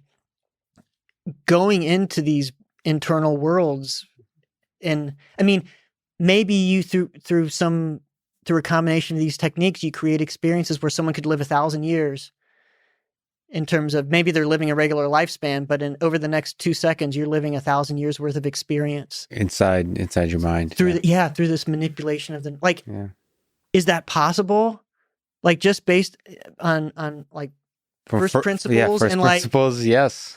I think so. Yeah. Like give us another 50, 100, 500, like who knows, but like how could it not go there? And a small tangent, what are your thoughts in this broader definition of drugs, of psychedelics, of mind-altering things? What are your thoughts about Neuralink and brain-computer interfaces, sort of being able to electrically stimulate and read neuronal activity in the brain and then connect that to the computer, which is another way, from a computational perspective, for me is kind of appealing, but it's another way of altering subtly the behavior of the brain that's kind of, if you zoom out, reminiscent of the way psychedelics do as well. Right. So what do you have, like, what are your thoughts about Neuralink? What are your hopes as a researcher of mind-altering devices, systems, chemicals? I guess broadly speaking, I'm all for it. I mean, for the same reason I am with psychedelics, but it comes with all the caveats. You're going into a brave new world where it's like all of a sudden there's going to be a dark side. There's going to be, the serious ethical considerations, but that should not stop us from moving there. I mean, particularly the stuff from, and I'm no expert, but on the short list in the short term, it's like, yeah, can we help these serious neurological disorders? Like, hell yeah. Like, and I'm also sensitive to something being someone that has lots of, neuroscience colleagues, with some of the stuff, and I can't talk about particulars, I'm not recalling, but, in terms of, stuff getting out there and then kind of a mocking of oh gosh, they're saying this is unique. We know this, or sort of like this belittling of like, oh, this sounds like it's just a commercialization or like an oversimple. I forget what the example was, but something like something that came off to some of my neuroscientific colleagues as an oversimplification, or at least the way they said it. Oh, from the Neuralink perspective. Right. Oh, we've known that for years. Yes, and like, but I'm very sympathetic to like, maybe it's because of my very limited, but relatively speaking, the amount of exposure the psychedelic work has had to my limited experience of being out there. Mm-hmm. And then you think about someone like Musk, who's like really, really out there, and you just get all these arrows that like, and it's hard to be like, when you're plowing new ground, like you're going to get criticized, like every little word that you, like this balance between speaking to like people to make it meaningful, something scientists aren't very good at. Yes. Having people understand what you're saying, and then being belittled by oversimplifying something in terms of the public message. So I'm extremely sympathetic, and I'm a big fan of like what that, what Elon Musk does, like tunnels through the ground and SpaceX and all of this. Just like, hell yeah. Like this guy has some great ideas. And there's something to be said. It's not just the communication to the public. I think his first principles thinking, it's like, because I get this in the artificial intelligence world, it's probably similar to neuroscience world, where Elon will say something like, or I worked at MIT, I worked on autonomous vehicles. And he's sort of, I could sense how much he pisses off like every roboticist at MIT and everybody who works on like the human factors side of safety of autonomous vehicles. in saying like, nah, we don't need to consider human beings in the car. Like the car will drive itself. It's obvious that neural networks is all you need. Like it's obvious that like we should be able to uh, systems that should be able to learn constantly, and they don't really need lidar. They just need cameras because we humans just use our eyes, and that's the same as cameras. So like it doesn't. Why would we need anything else? And you just have to make a system that learns faster and faster and faster, and neural networks can do that. And so that's pissing off every single community. It's pissing off human factors community saying you don't need to consider the human driver in the picture. You can just focus on the robotics problem. It's pissing off every robotics person for saying LiDAR can be just ignored. It can be camera. Every robotics person knows that camera is really noisy. That's really difficult to deal with. But and then every AI person who hears neural networks and says like neural networks can learn everything, like almost presuming that it's kind of going to achieve general intelligence. The problem with all those haters in the three communities is that they're looking 1 year ahead, 5 years ahead. The hilarious thing about the quote unquote ridiculous things that Elon Musk is saying is they have a pretty good shot at being true in 20 years.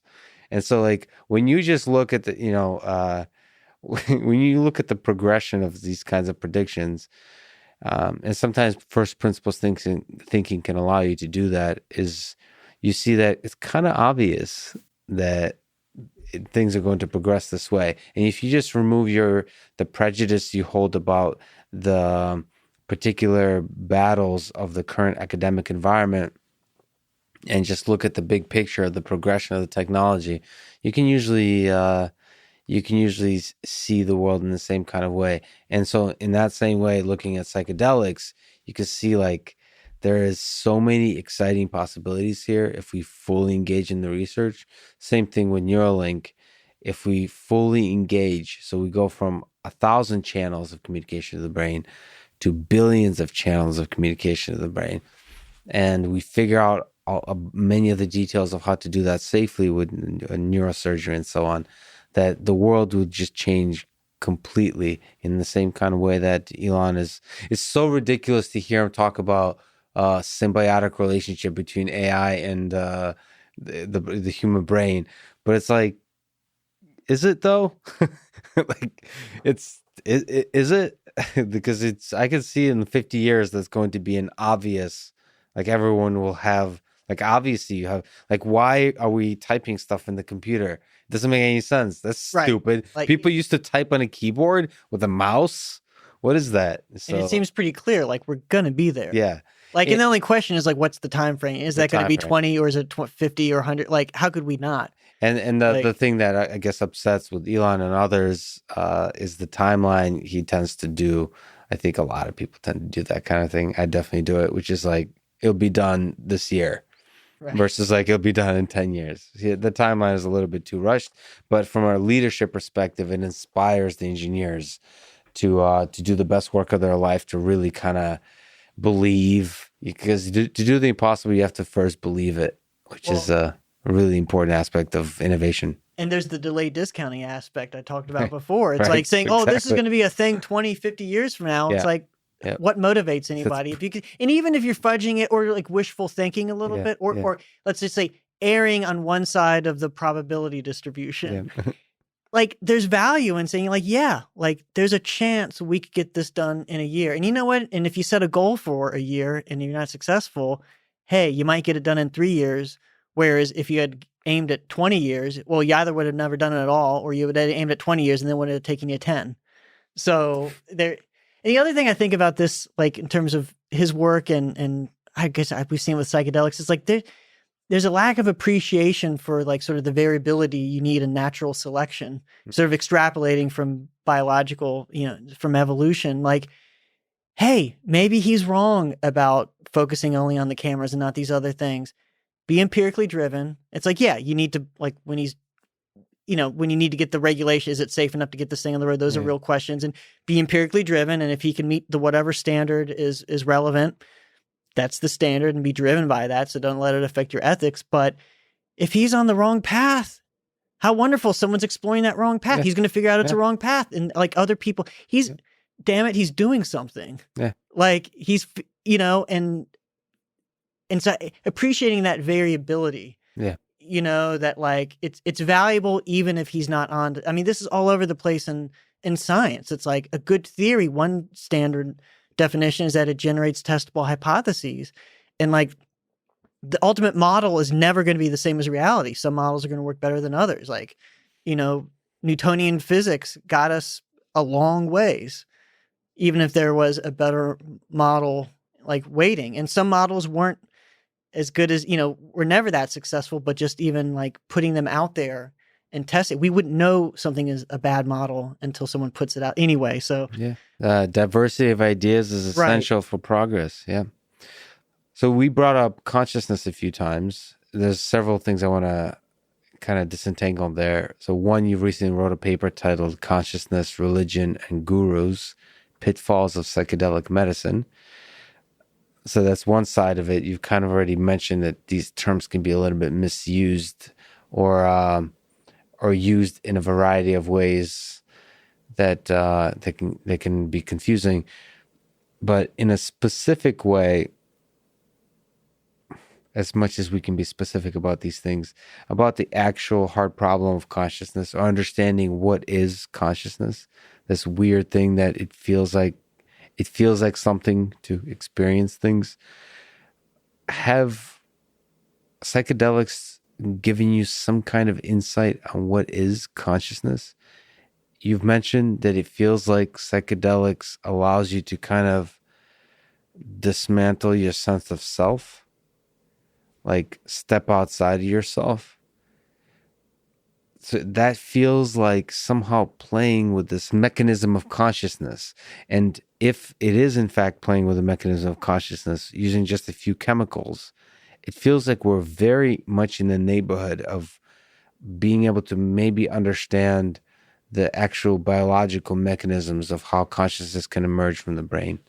So yeah, there's a bunch there. I think my preface is that I certainly have opinions that are outside that I can say, here are my best speculations as just a person and an armchair philosopher. And it's that philosophy is certainly not my training and my expertise. So I have thoughts there, but that I recognize are completely in the realm of speculation, that are like things that I would love to wrap empirical science around, but that are,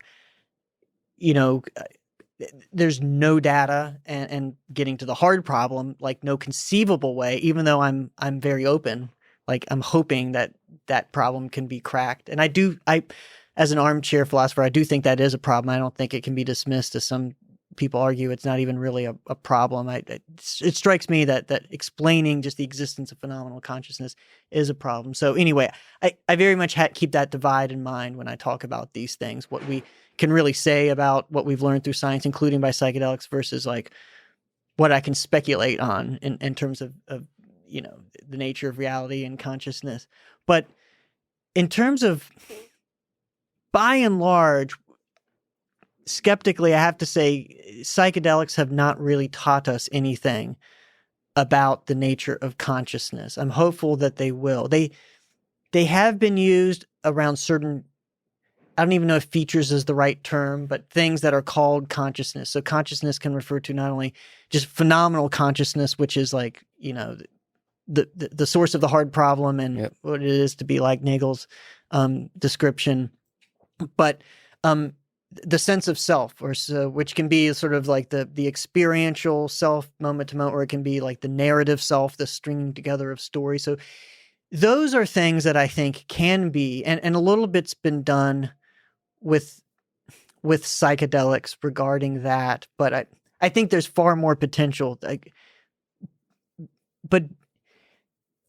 So like one story that unfolded is that psychedelics acutely have effects on the default mode network, a pattern of activation amongst a subset of brain areas that is associated with self-referential processing. It seems to be more active, more communication between these areas, like the posterior cingulate cortex and the medial prefrontal cortex, for example, being parts of this that are, and others that are tied with sort of thinking about yourself, remembering yourself in the past, projecting yourself into the future.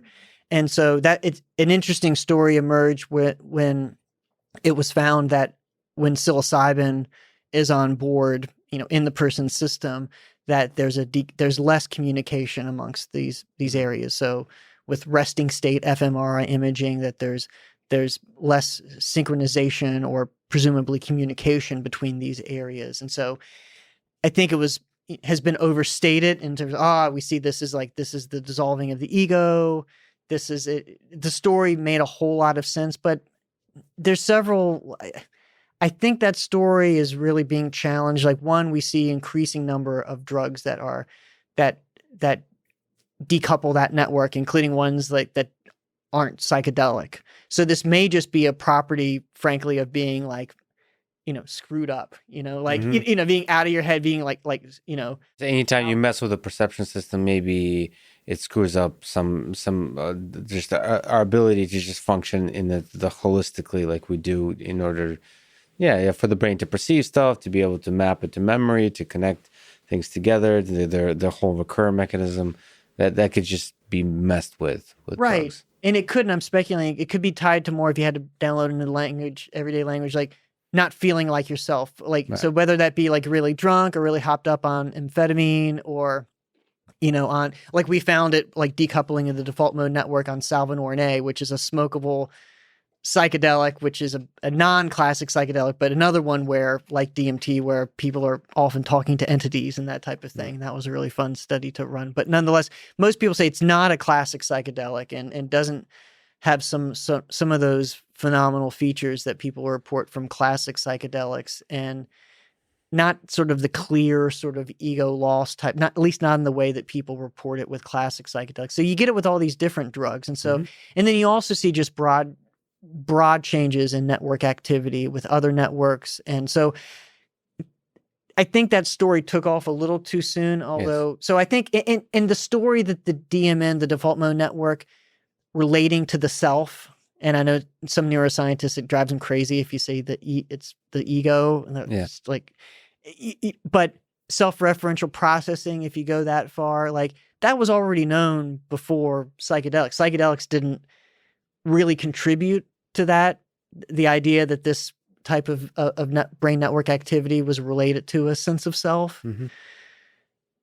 But it is absolutely striking that psychedelics that people report with pretty high reliability, these unity experiences that where people subjectively like they report losing, or again, like the boundaries of however you want to say it, like these unity experiences. I think we can do a lot with that in terms of figuring out the nature of the sense of self. Now, I don't think that's the same as the hard problem or the existence of phenomenal consciousness, because you can build an AI system, and you correct me if I'm wrong, that like will pass a Turing test in terms of demonstrating the qualities of like a sense of self. It will talk as if there's a self, and there's probably a certain like algorithm or whatever, like computational, like, scaling up of computations that results in somehow.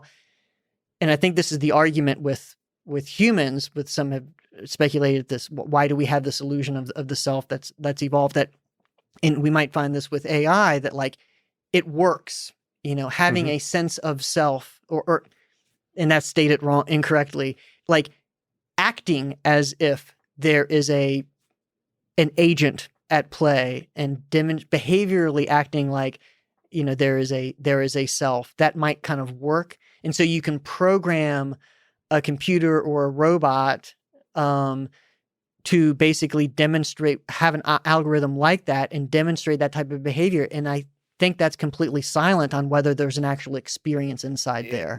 I've been struggling to find the right words and how I feel about that whole thing, but because I've said it poorly before. I've before said that there's no difference between the appearance and the actual existence of consciousness or intelligence or any of that. What I really mean is the more the appearance starts to look like the thing, the more there's this area where it's like, I don't think our whole idea of what is real and what is just an illusion is not the right way to think about it. So the whole idea is like, if you create a system that looks like it's having fun, the more it's realistically able to portray itself as having fun, like there's a certain gray area at which the system is having fun. And same with intelligence, same with consciousness. And we humans want to simplify, like it feels like the way we simplify the existence and the illusion of something is missing the whole truth of the nature of reality, which we're not yet able to understand. Like it's the 1%. We only understand 1% currently, so we don't have the right physics to talk about things. We don't have the right science to talk about things. But to me, like the faking it and actually it being true is the difference is much smaller than what humans would like to imagine. That's my intuition. But philosophers hate that because, and guess what? It's philosophers. What have you actually built? So like to me that's the difference between philosophy and engineering. It feels like if we push the creation, the engineering, like fake it until you make it all the way, which is like fake consciousness until you realize, holy crap, this thing is conscious. Fake intelligence until you realize, holy crap, this is intelligence. And from my curiosity with psychedelics and just neurobiology, neuroscience is like, it feels, I love the armchair. I love sitting in that armchair because it feels like at a certain point you're going to think about this problem and there's going to be an aha moment. Like that's what the armchair does. Sometimes science prevents you from really thinking, right, wait, like it's really simple. There's something really simple. Like there could be some dance of chemicals that we're totally unaware of, not from aspects of like which chemicals to combine with which biological architectures, but more like we were thinking of it completely wrong. That just out of the blue, like maybe the human mind is just like a radio that tunes into some other medium where consciousness actually exists. Like those weird sort of hypothetical, like maybe we're just thinking about the human mind totally wrong. Maybe there's no such thing as individual intelligence. Maybe it is all collective intelligence between humans. Like maybe the intelligence is possessed in the communication of language between minds, and then in fact consciousness is a property of that language versus a property of the individual minds, and somehow the neurotransmitters will be able to connect to that. So then AI systems can join that common collective intelligence, that common language. Like just thinking completely outside of the box. I just said a bunch of crazy things. I don't know, but thinking outside the box, and there's something about subtle manipulation of the chemicals of the brain, which feels like the best or one of the great chances of the scientific process leading us to an actual understanding of the hard problem. So I am very hopeful that, and so I mean, I'm a radical empiricist, which I'm very strong with that. Like that's what, science isn't about ultimately being a materialist. It's about being an empiricist in my view. And so, for example, I'm very fascinated by the so-called psi phenomenon, like stuff that people just kind of reject out of hand. I kind of orient towards that stuff with an idea of, hey, look, what we consider like anything exists as natural. And so, but the boundary of what we observe in nature, like what we recognize as in nature moves, like what we do today and what we know today would only be described as magic 500 years ago or even 100 years ago, some of it. So there will surely be things that, like you explain these phenomena that just sound like completely they're supernatural now, where there may be, for some of it, like some of it might turn out to be a complete bunk and some of it might turn out to be, it's just another layer of nature, whether we're talking about multiple dimensions that are invoked or something we don't even have the language toward. And what you're saying about the moving together of the model and the real thing of conscious, like I'm very sympathetic to that. So that's that part of like on the armchair side where I want to be clear, I can't say this as a scientist, but just in terms of speculating, I find myself attracted to these more of the sort of the panpsychism ideas, and that kind of makes sense to me. I don't know if that's what you meant there, but it seemed like related, the sense that ultimately, if you were completely modeling, like it's like if you completely modeling, unless you dismiss like the idea that there is a phenomenal consciousness, which I think is hard, given that I seem like I have one. That's really all I know, but that's so compelling, I can't just dismiss that. Like if you take that as a given, then the only way for the model and the real thing to merge is if there is something baked into the nature of reality, sort of like in the history of like there's certain just like fundamental forces or fundamental like, and that's been useful for us. And sometimes we find out that that's pointing towards something else, or sometimes it's still seems like it's a fundamental, and sometimes it's a placeholder for someone to figure out. But there's something like this is just a given, this is just, and sometimes something like gravity seems like a very good placeholder, and then there's something better that comes to replace it. Right. So I kind of think about like consciousness, and I kind of had this inclination before I knew there was a term for it, Russellian monism, the idea that, which is a form of again, I'm an armchair philosopher, but not a very good one. Broadly, panpsychism, by the way, is the idea that sort of consciousness permeates all matter, it's a fundamental part of physics of the universe, kind of thing. So right, there's a lot of different flavors of it, as you're alluding to. And something that struck me as like consistent with some just inclinations of mine, just total speculation, is this idea of everything we know in science and with most of the stuff we think of physics, really describes, it's all interactions. Mm-hmm. It's not the thing itself. Like there is something to the, and this sounds very new agey, which is why it's very difficult. And I have a high bullshit like meter and everything, but like an isness. I mean, think about like Aldous Huxley with his mescaline experience and Doors of Perception. Like there's an isness there, and Alan Watson. Like there is a nature of being. Again, very new agey sounding, but maybe there is something to. And when we say consciousness, we think of like this human experience, but maybe that's so processed and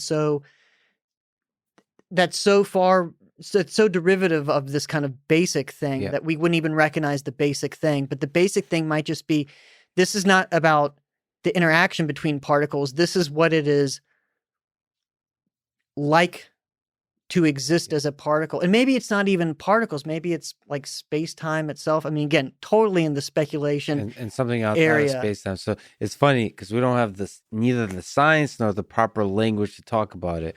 All we have is kind of little intuitions about there might be something in that direction of the darkness to pursue. And that in that sense, I find panpsychism interesting in that, like, it does feel like there's something fundamental here. That consciousness it's not just like, okay, so the flip side, consciousness could be just a very basic and trivial symptom, like a little hack of nature that's useful for like survival of an organism.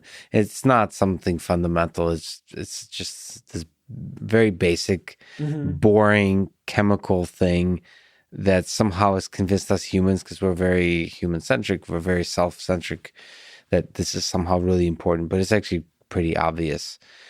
Or it could be something really fundamental to the nature of the universe. So both of those are, to me, pretty compelling, and I think eventually scientifically testable.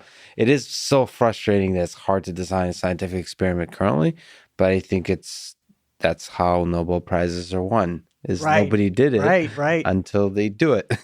So and the reason I lean towards, and again, armchair if I had to bet like $1,000 on which one of these ultimately be proved, I would lean towards, I'd put my bets on something like panpsychism rather than the emergence of phenomenal consciousness through complexity or computational complexity, because although certainly what if there is some underlying fundamental consciousness, it's clearly being processed and in this way through computation, in terms of resulting in our experience and the experience presumably of other animals. But the reason I would bet on panpsychism is, to me, Occam's razor. It just, in terms of truly the hard problem, like this, at some point you have an inside looking out, and even looking refers to vision, and it doesn't. That's just an example, but just there's an inside experiencing something. At some point of complexity, all of a sudden, you start from this objective universe and all we know about is interactions between things, and things happen. And at this certain level of complexity, magically there's an inside.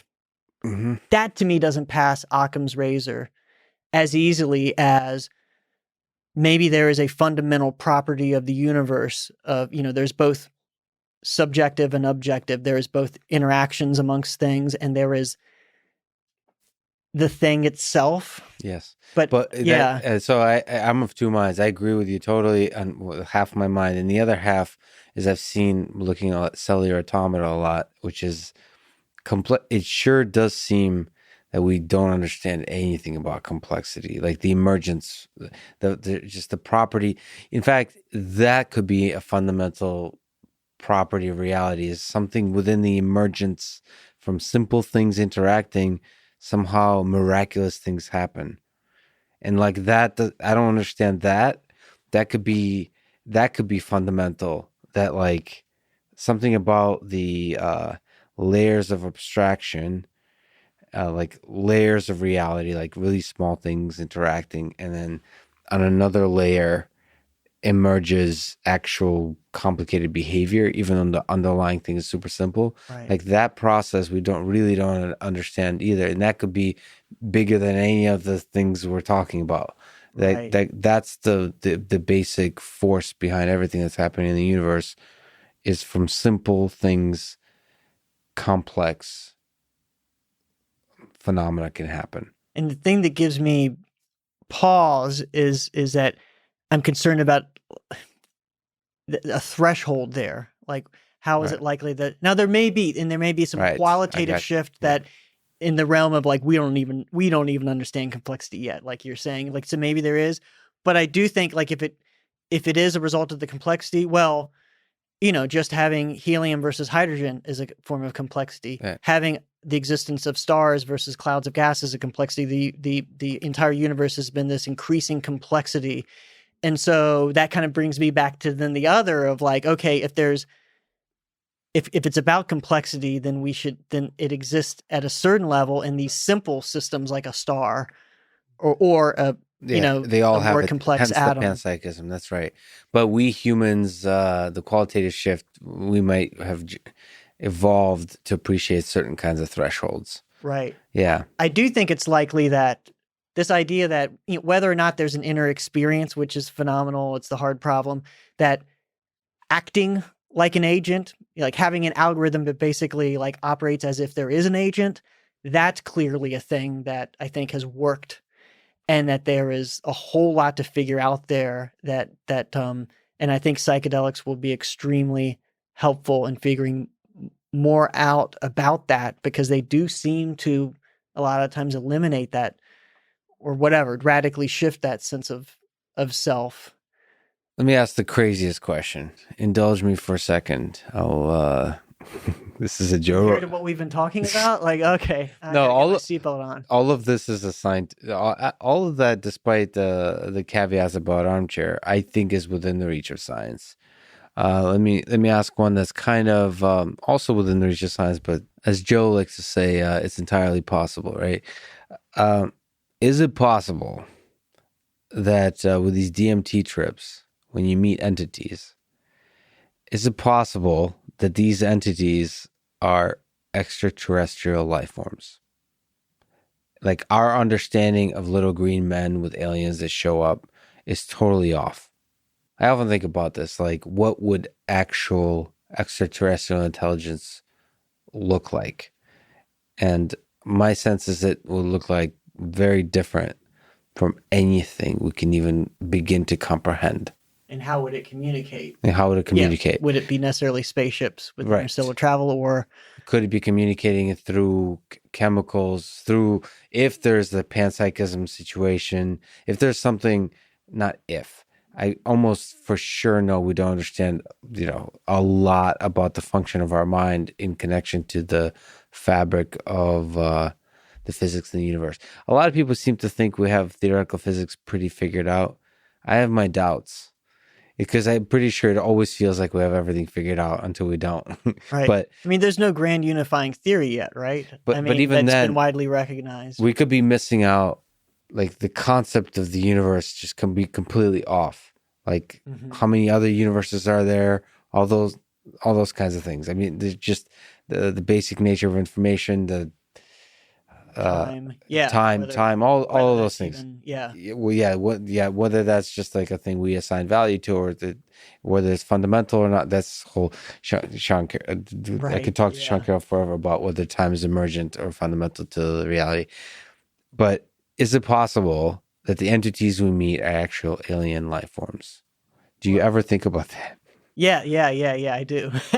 and I've to some degree laid my cards out by identifying as a radical empiricist, and it's like, so the answer, is it possible? And I think, ultimately, if you're a good scientist, you got to say, now that's at the extremes. It's yes. And it might get more interesting when you're asked to guess about the probability of that. Is that a 1 in a million, 1 in a trillion, 1 in more than the number of atoms in the universe probability? And as an empiricist, is like, what is a good testable? Like, how would you know the answer to that question?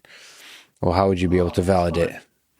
I mean, can you get some information that's verifiable, like information that about some other planet that or some aspect, and gosh, it would be an interesting range, but what range of discovery that we can anticipate we're going to know within, whatever, a few years, next 5, 10, 20 years, and seeing if you can get that information now, and then over time it might be verified. The type of thing like, part of Einstein's work was ultimately verified not until decades and decades later, at least certain aspects through empirical observations. But it's also possible that the alien beings have a very different value system and perception of the world, where all of this little capitalistic improvements that we're all after, like predicting, the concept of predicting the future too, is like totally useless to other life forms that perhaps think in a much different way, maybe a more transcendent way. I don't know, but. So they wouldn't even sign the consent form to be a participant in our experiment. They would not. Yeah. They would not. And they wouldn't even understand the nature of these experiments. I mean, that maybe it's purely in the realm of the consciousness thing that we talked about. So like communicating in a way that is totally different than the kinds of communication that we think of as on Earth. Like, what's the purpose of communication for us?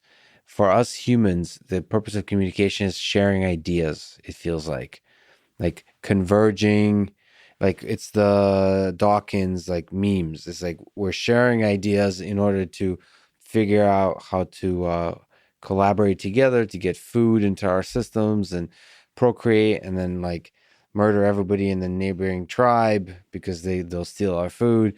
Like, we are all about sharing ideas. Maybe it's possible to have another alien life form that's more about sharing experiences. Like it's less about ideas. I don't know.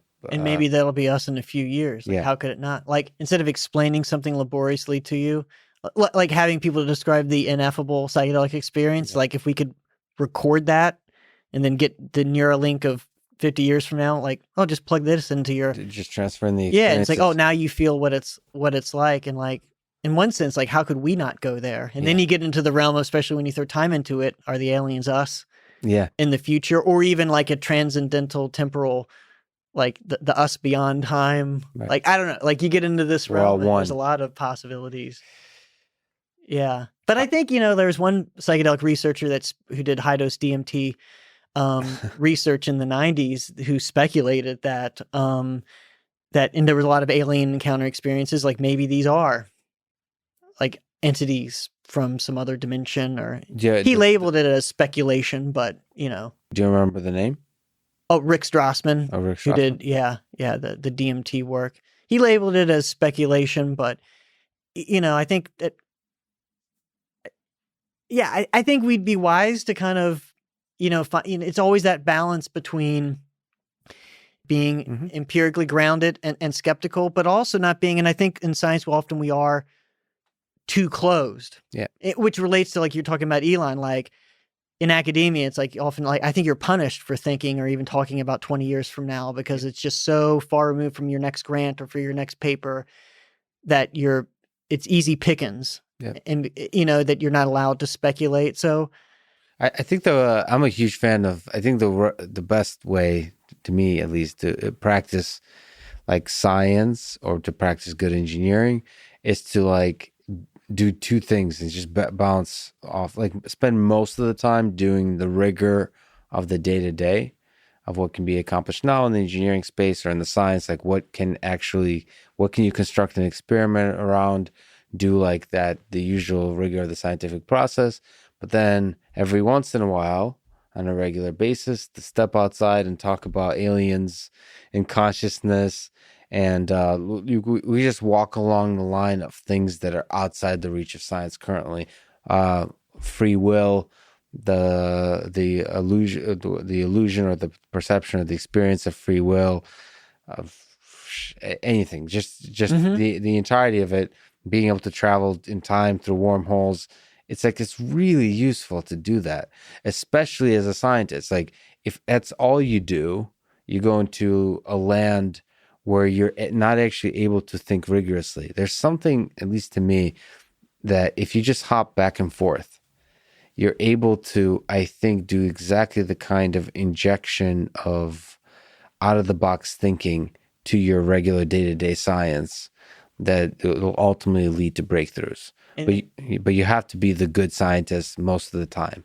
And that's consistent with what I think the great scientists of history, like in most of the history, the greats, the Newtons and Einsteins. I mean, there was less of and this change, I think, as time marched on, but less of a separation between those realms. Yeah. It's like there's the inclination now for, it's like, as a scientist, and this is like, this is science, this is my work, and then this, like my inclination to say, oh, Lex, don't take me too seriously because this is my armchair. I'm not speaking as a scientist. Yes. And I'm bending over backwards to say, to divide that self. And maybe there's been that evolution, and that's, and like the greats like didn't see that. I mean, Newton, and you go back in time, and it's like that obviously like connects to then religion, especially if that is the predominant word where Newton, like how much time did he spend trying to like decode the Bible and whatnot, and maybe that was a dead end.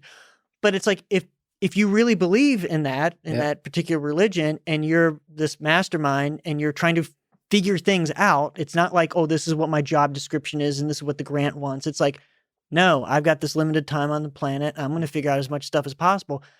Nothing is off the table, and you're just putting it all together. So this is kind of, this trajectory is maybe related to the siloing in science, like, again, related to my, like, oh, I'm not a philosopher, going, whether you consider that a science or not empirical science, but like going to these different disciplines, like, the greats, didn't observe the boundaries didn't exist. They didn't observe them. Yeah. So speaking of the finiteness of our existence in this world, so on the front of psychedelics and teaching you lessons as a researcher, as a human being, what have you learned about death, about mortality, about the finiteness of our existence? Are you yourself afraid of death? And how has your view, do you ponder it? And has your view of your mortality changed with the research you've done? Yeah. So I do ponder it. And are you afraid of death? Probably on a daily basis, I ponder it. I'd have to pick it apart more and say, yeah, I am afraid of dying, like the process of dying. I'm not afraid of being dead. I mean, I'm not afraid of, I think it was Penn Jillette that said, and he may have gotten it from someone else, but like, I'm not afraid of the year, 1862 before I existed. I'm not Yeah. afraid of the year 2262 Yeah. after I'm gone. Like, it's going to be fine. But yeah, dying, like, I'd be lying if I said I wasn't afraid of, dying. And so there's both like the process of dying, like, yeah, it's usually not good. It'd be nice if it was after many, many years and just sort of, I'd rather not fall, die in my sleep. I'd rather kind of be conscious, but sort of just fade out with old age maybe. Mm-hmm. But like, just being in an accident and like, horrible diseases. I've seen enough loved ones. It's like, yeah, this is not good. This is enough to be, I'd like to say that I'm peaceful and sort of balanced enough that I'm not concerned at all. But no, like, yeah, I'm afraid of dying. But I'm also concerned about, I think about family. Like I'm afraid, or at least concerned about like not being there, like with a 3-year-old, not being there for him and my wife and my mom the rest of her life. I'm concerned more about like the harm that it would cause if I left prematurely. And then kind of even bigger along the lines of some of the stuff that forward thinking we've been talking about. I think maybe way too much about just like, and I'll never know the answer. So even if I live to, 120, like, but like, I want to know as much as I can, but like, how is this going to work out? Like as humans, like, are we, and a big one I think is, are we going to, and I don't think, unfortunately, I'm going to learn it in my lifetime, even if I live to a ripe old age, but well, I don't know. Is this going to work out? Like, are we going to escape the planet? I think that's one of the biggies. Like, are we going to, like, the survival of the speed? Like, I think the next, like, the time we're in now, it's like with the nuclear weapons, with pandemics, and with, I mean, we're going to get to the point where anyone can build a hydrogen bomb. Like, it's like, you just like the or engineer like the, something that's a million times worse than COVID and then just spread it. It's like, we're getting to this period of, and then not to mention climate change, it's like, although I think that's not, there's probably going to be surviving humans with that regard, but it could be really bad. But these existential threats, I think the only real guarantee that we're going to get another, you name it, 1,000, million, whatever years is like diversity. Diversify our portfolio, get off the planet, don't leave this one. Hopefully we keep, but like, and it's like either we're going to get snuffed out like really quickly, or we're going to like, if we reach that point, and it's going to be over the next like 100, 200 years, like we're probably going to survive like until like, I mean, like our son, like, and even beyond that, like we're probably going to be talking about millions and millions of years. It's like, and we're, I don't know, in terms of the planet, 4 billion years into this. And depending on how you count our species, we're millions of years into this. And it's like, this is like the point of the relay race where we can really screw up. So that would make you feel pretty good when you're on your deathbed at 120 years old, and there's something hopeful about, there's a colony starting up on Mars, and it's like, Titan, like whatever, like, like that we have these colonies out there. That would tell me like, then at least we'd be good until like the, hopefully probably until the sun goes red giant, you know what I mean? Yeah. Rather than, like 20 years from now when there's someone with their finger on the nuclear button that just, misperceives the radar, like the signal, they think Russia's attacking, they're really not, or China. And like, that's probably how a nuclear accident war is going to start, rather than, or like I said, these other horrible things. Does it not make you sad that you won't be there if we are successful at proliferating throughout the observable universe, that you won't be there to experience any of it? It's just the ego death, right? It's the death because you're still going to die and it's still going to be over. Right. That's, Ernest Becker and those folks really emphasize the terror of death that, if we're honest, we'll discover if we search within ourselves, which is like, this thing is going to be over. Most of our existence is based on the illusion that is going to go forever. And when you sort of realize it's actually going to be over, like today, like I might murder you at the end of this conversation. uh, it might be over today, or like you go on going home. This might be your last day on this earth, and it's. I mean, like pondering that. I suppose one thing to be me. If I were to push back, it's interesting. Is you actually, I think you see comfort in the sadness of how unfortunate it would be for your family to not have you, because the really even the deeper, yes, but that's the simple fear. Even the deeper terror is like this thing doesn't last forever.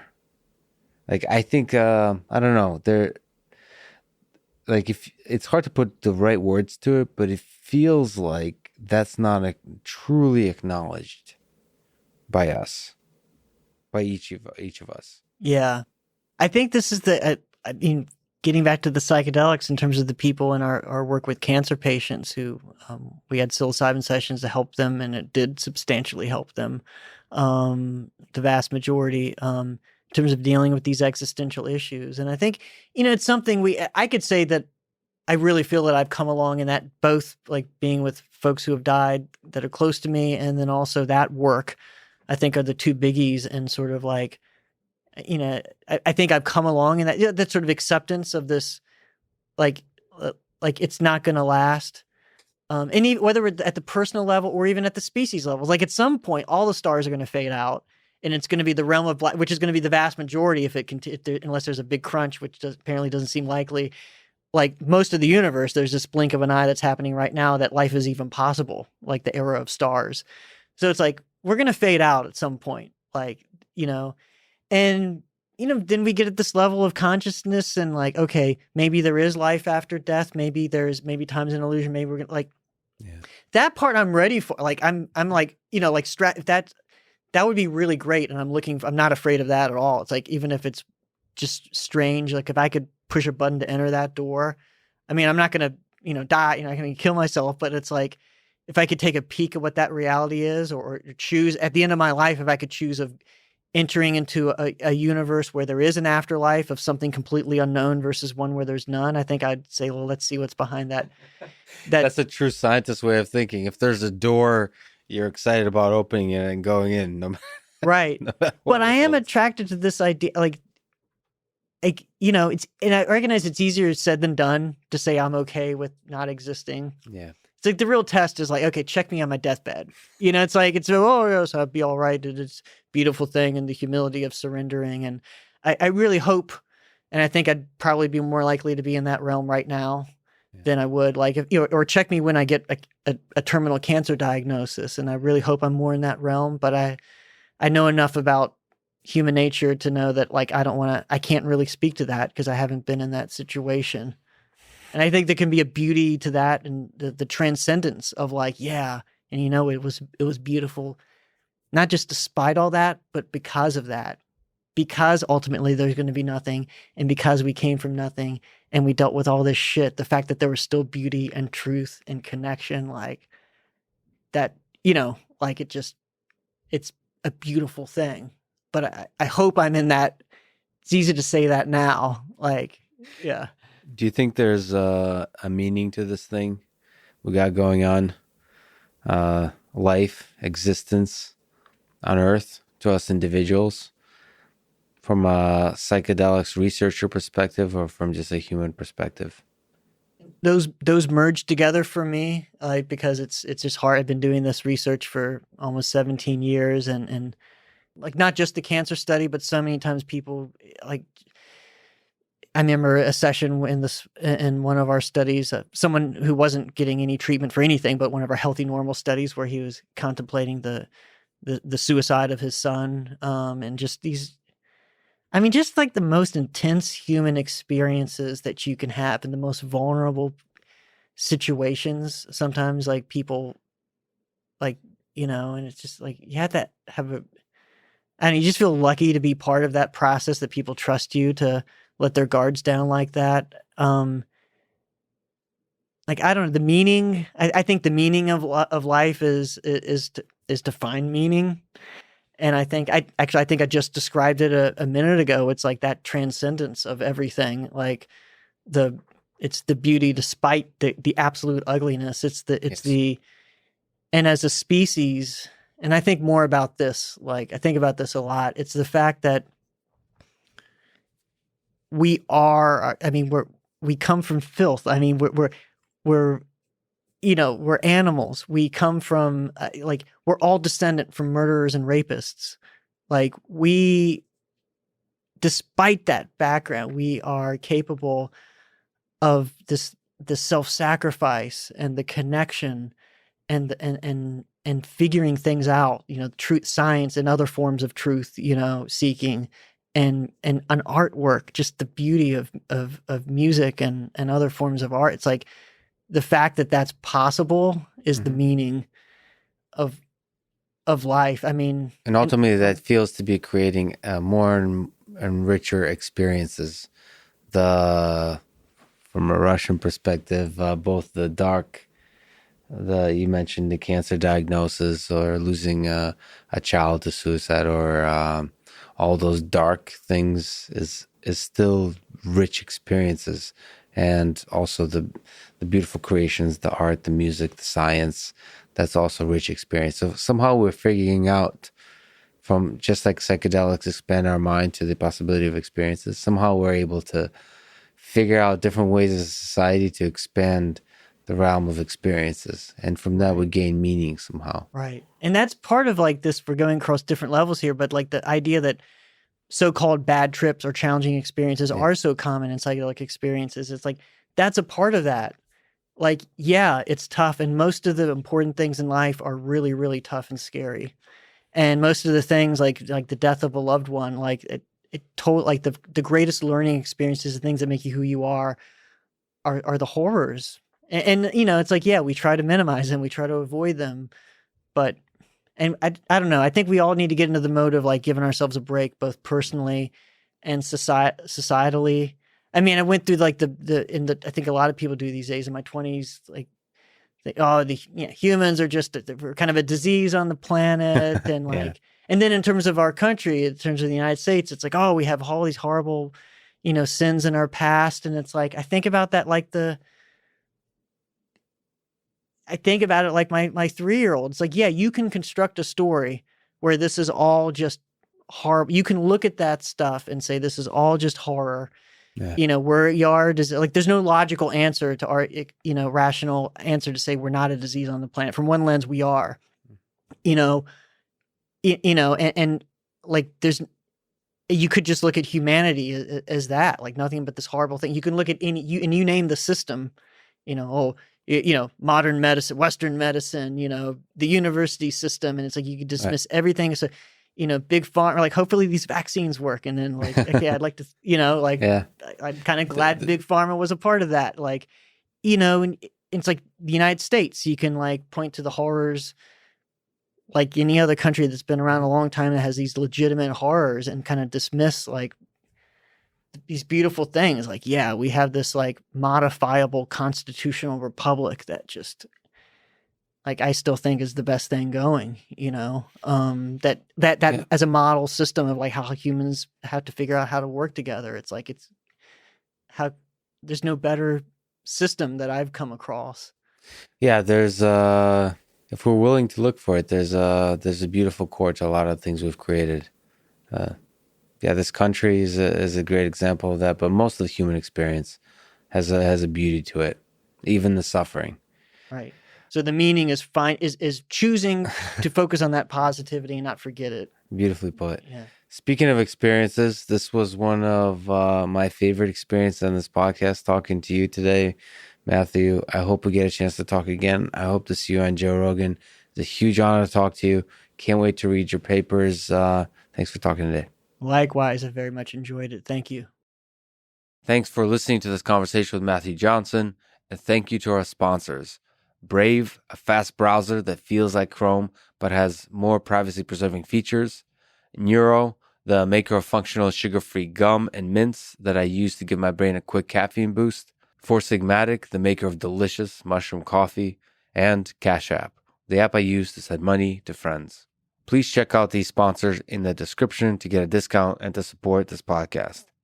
If you enjoy this thing, subscribe on YouTube, review it with 5 stars on Apple Podcasts, follow on Spotify, support on Patreon, or connect with me on Twitter at Lex Friedman. And now, let me leave you with some words from Terence McKenna. Nature loves courage. You make the commitment, and nature will respond to that commitment by removing impossible obstacles. Dream the impossible dream, and the world will not grind you under. It will lift you up. This is the trick.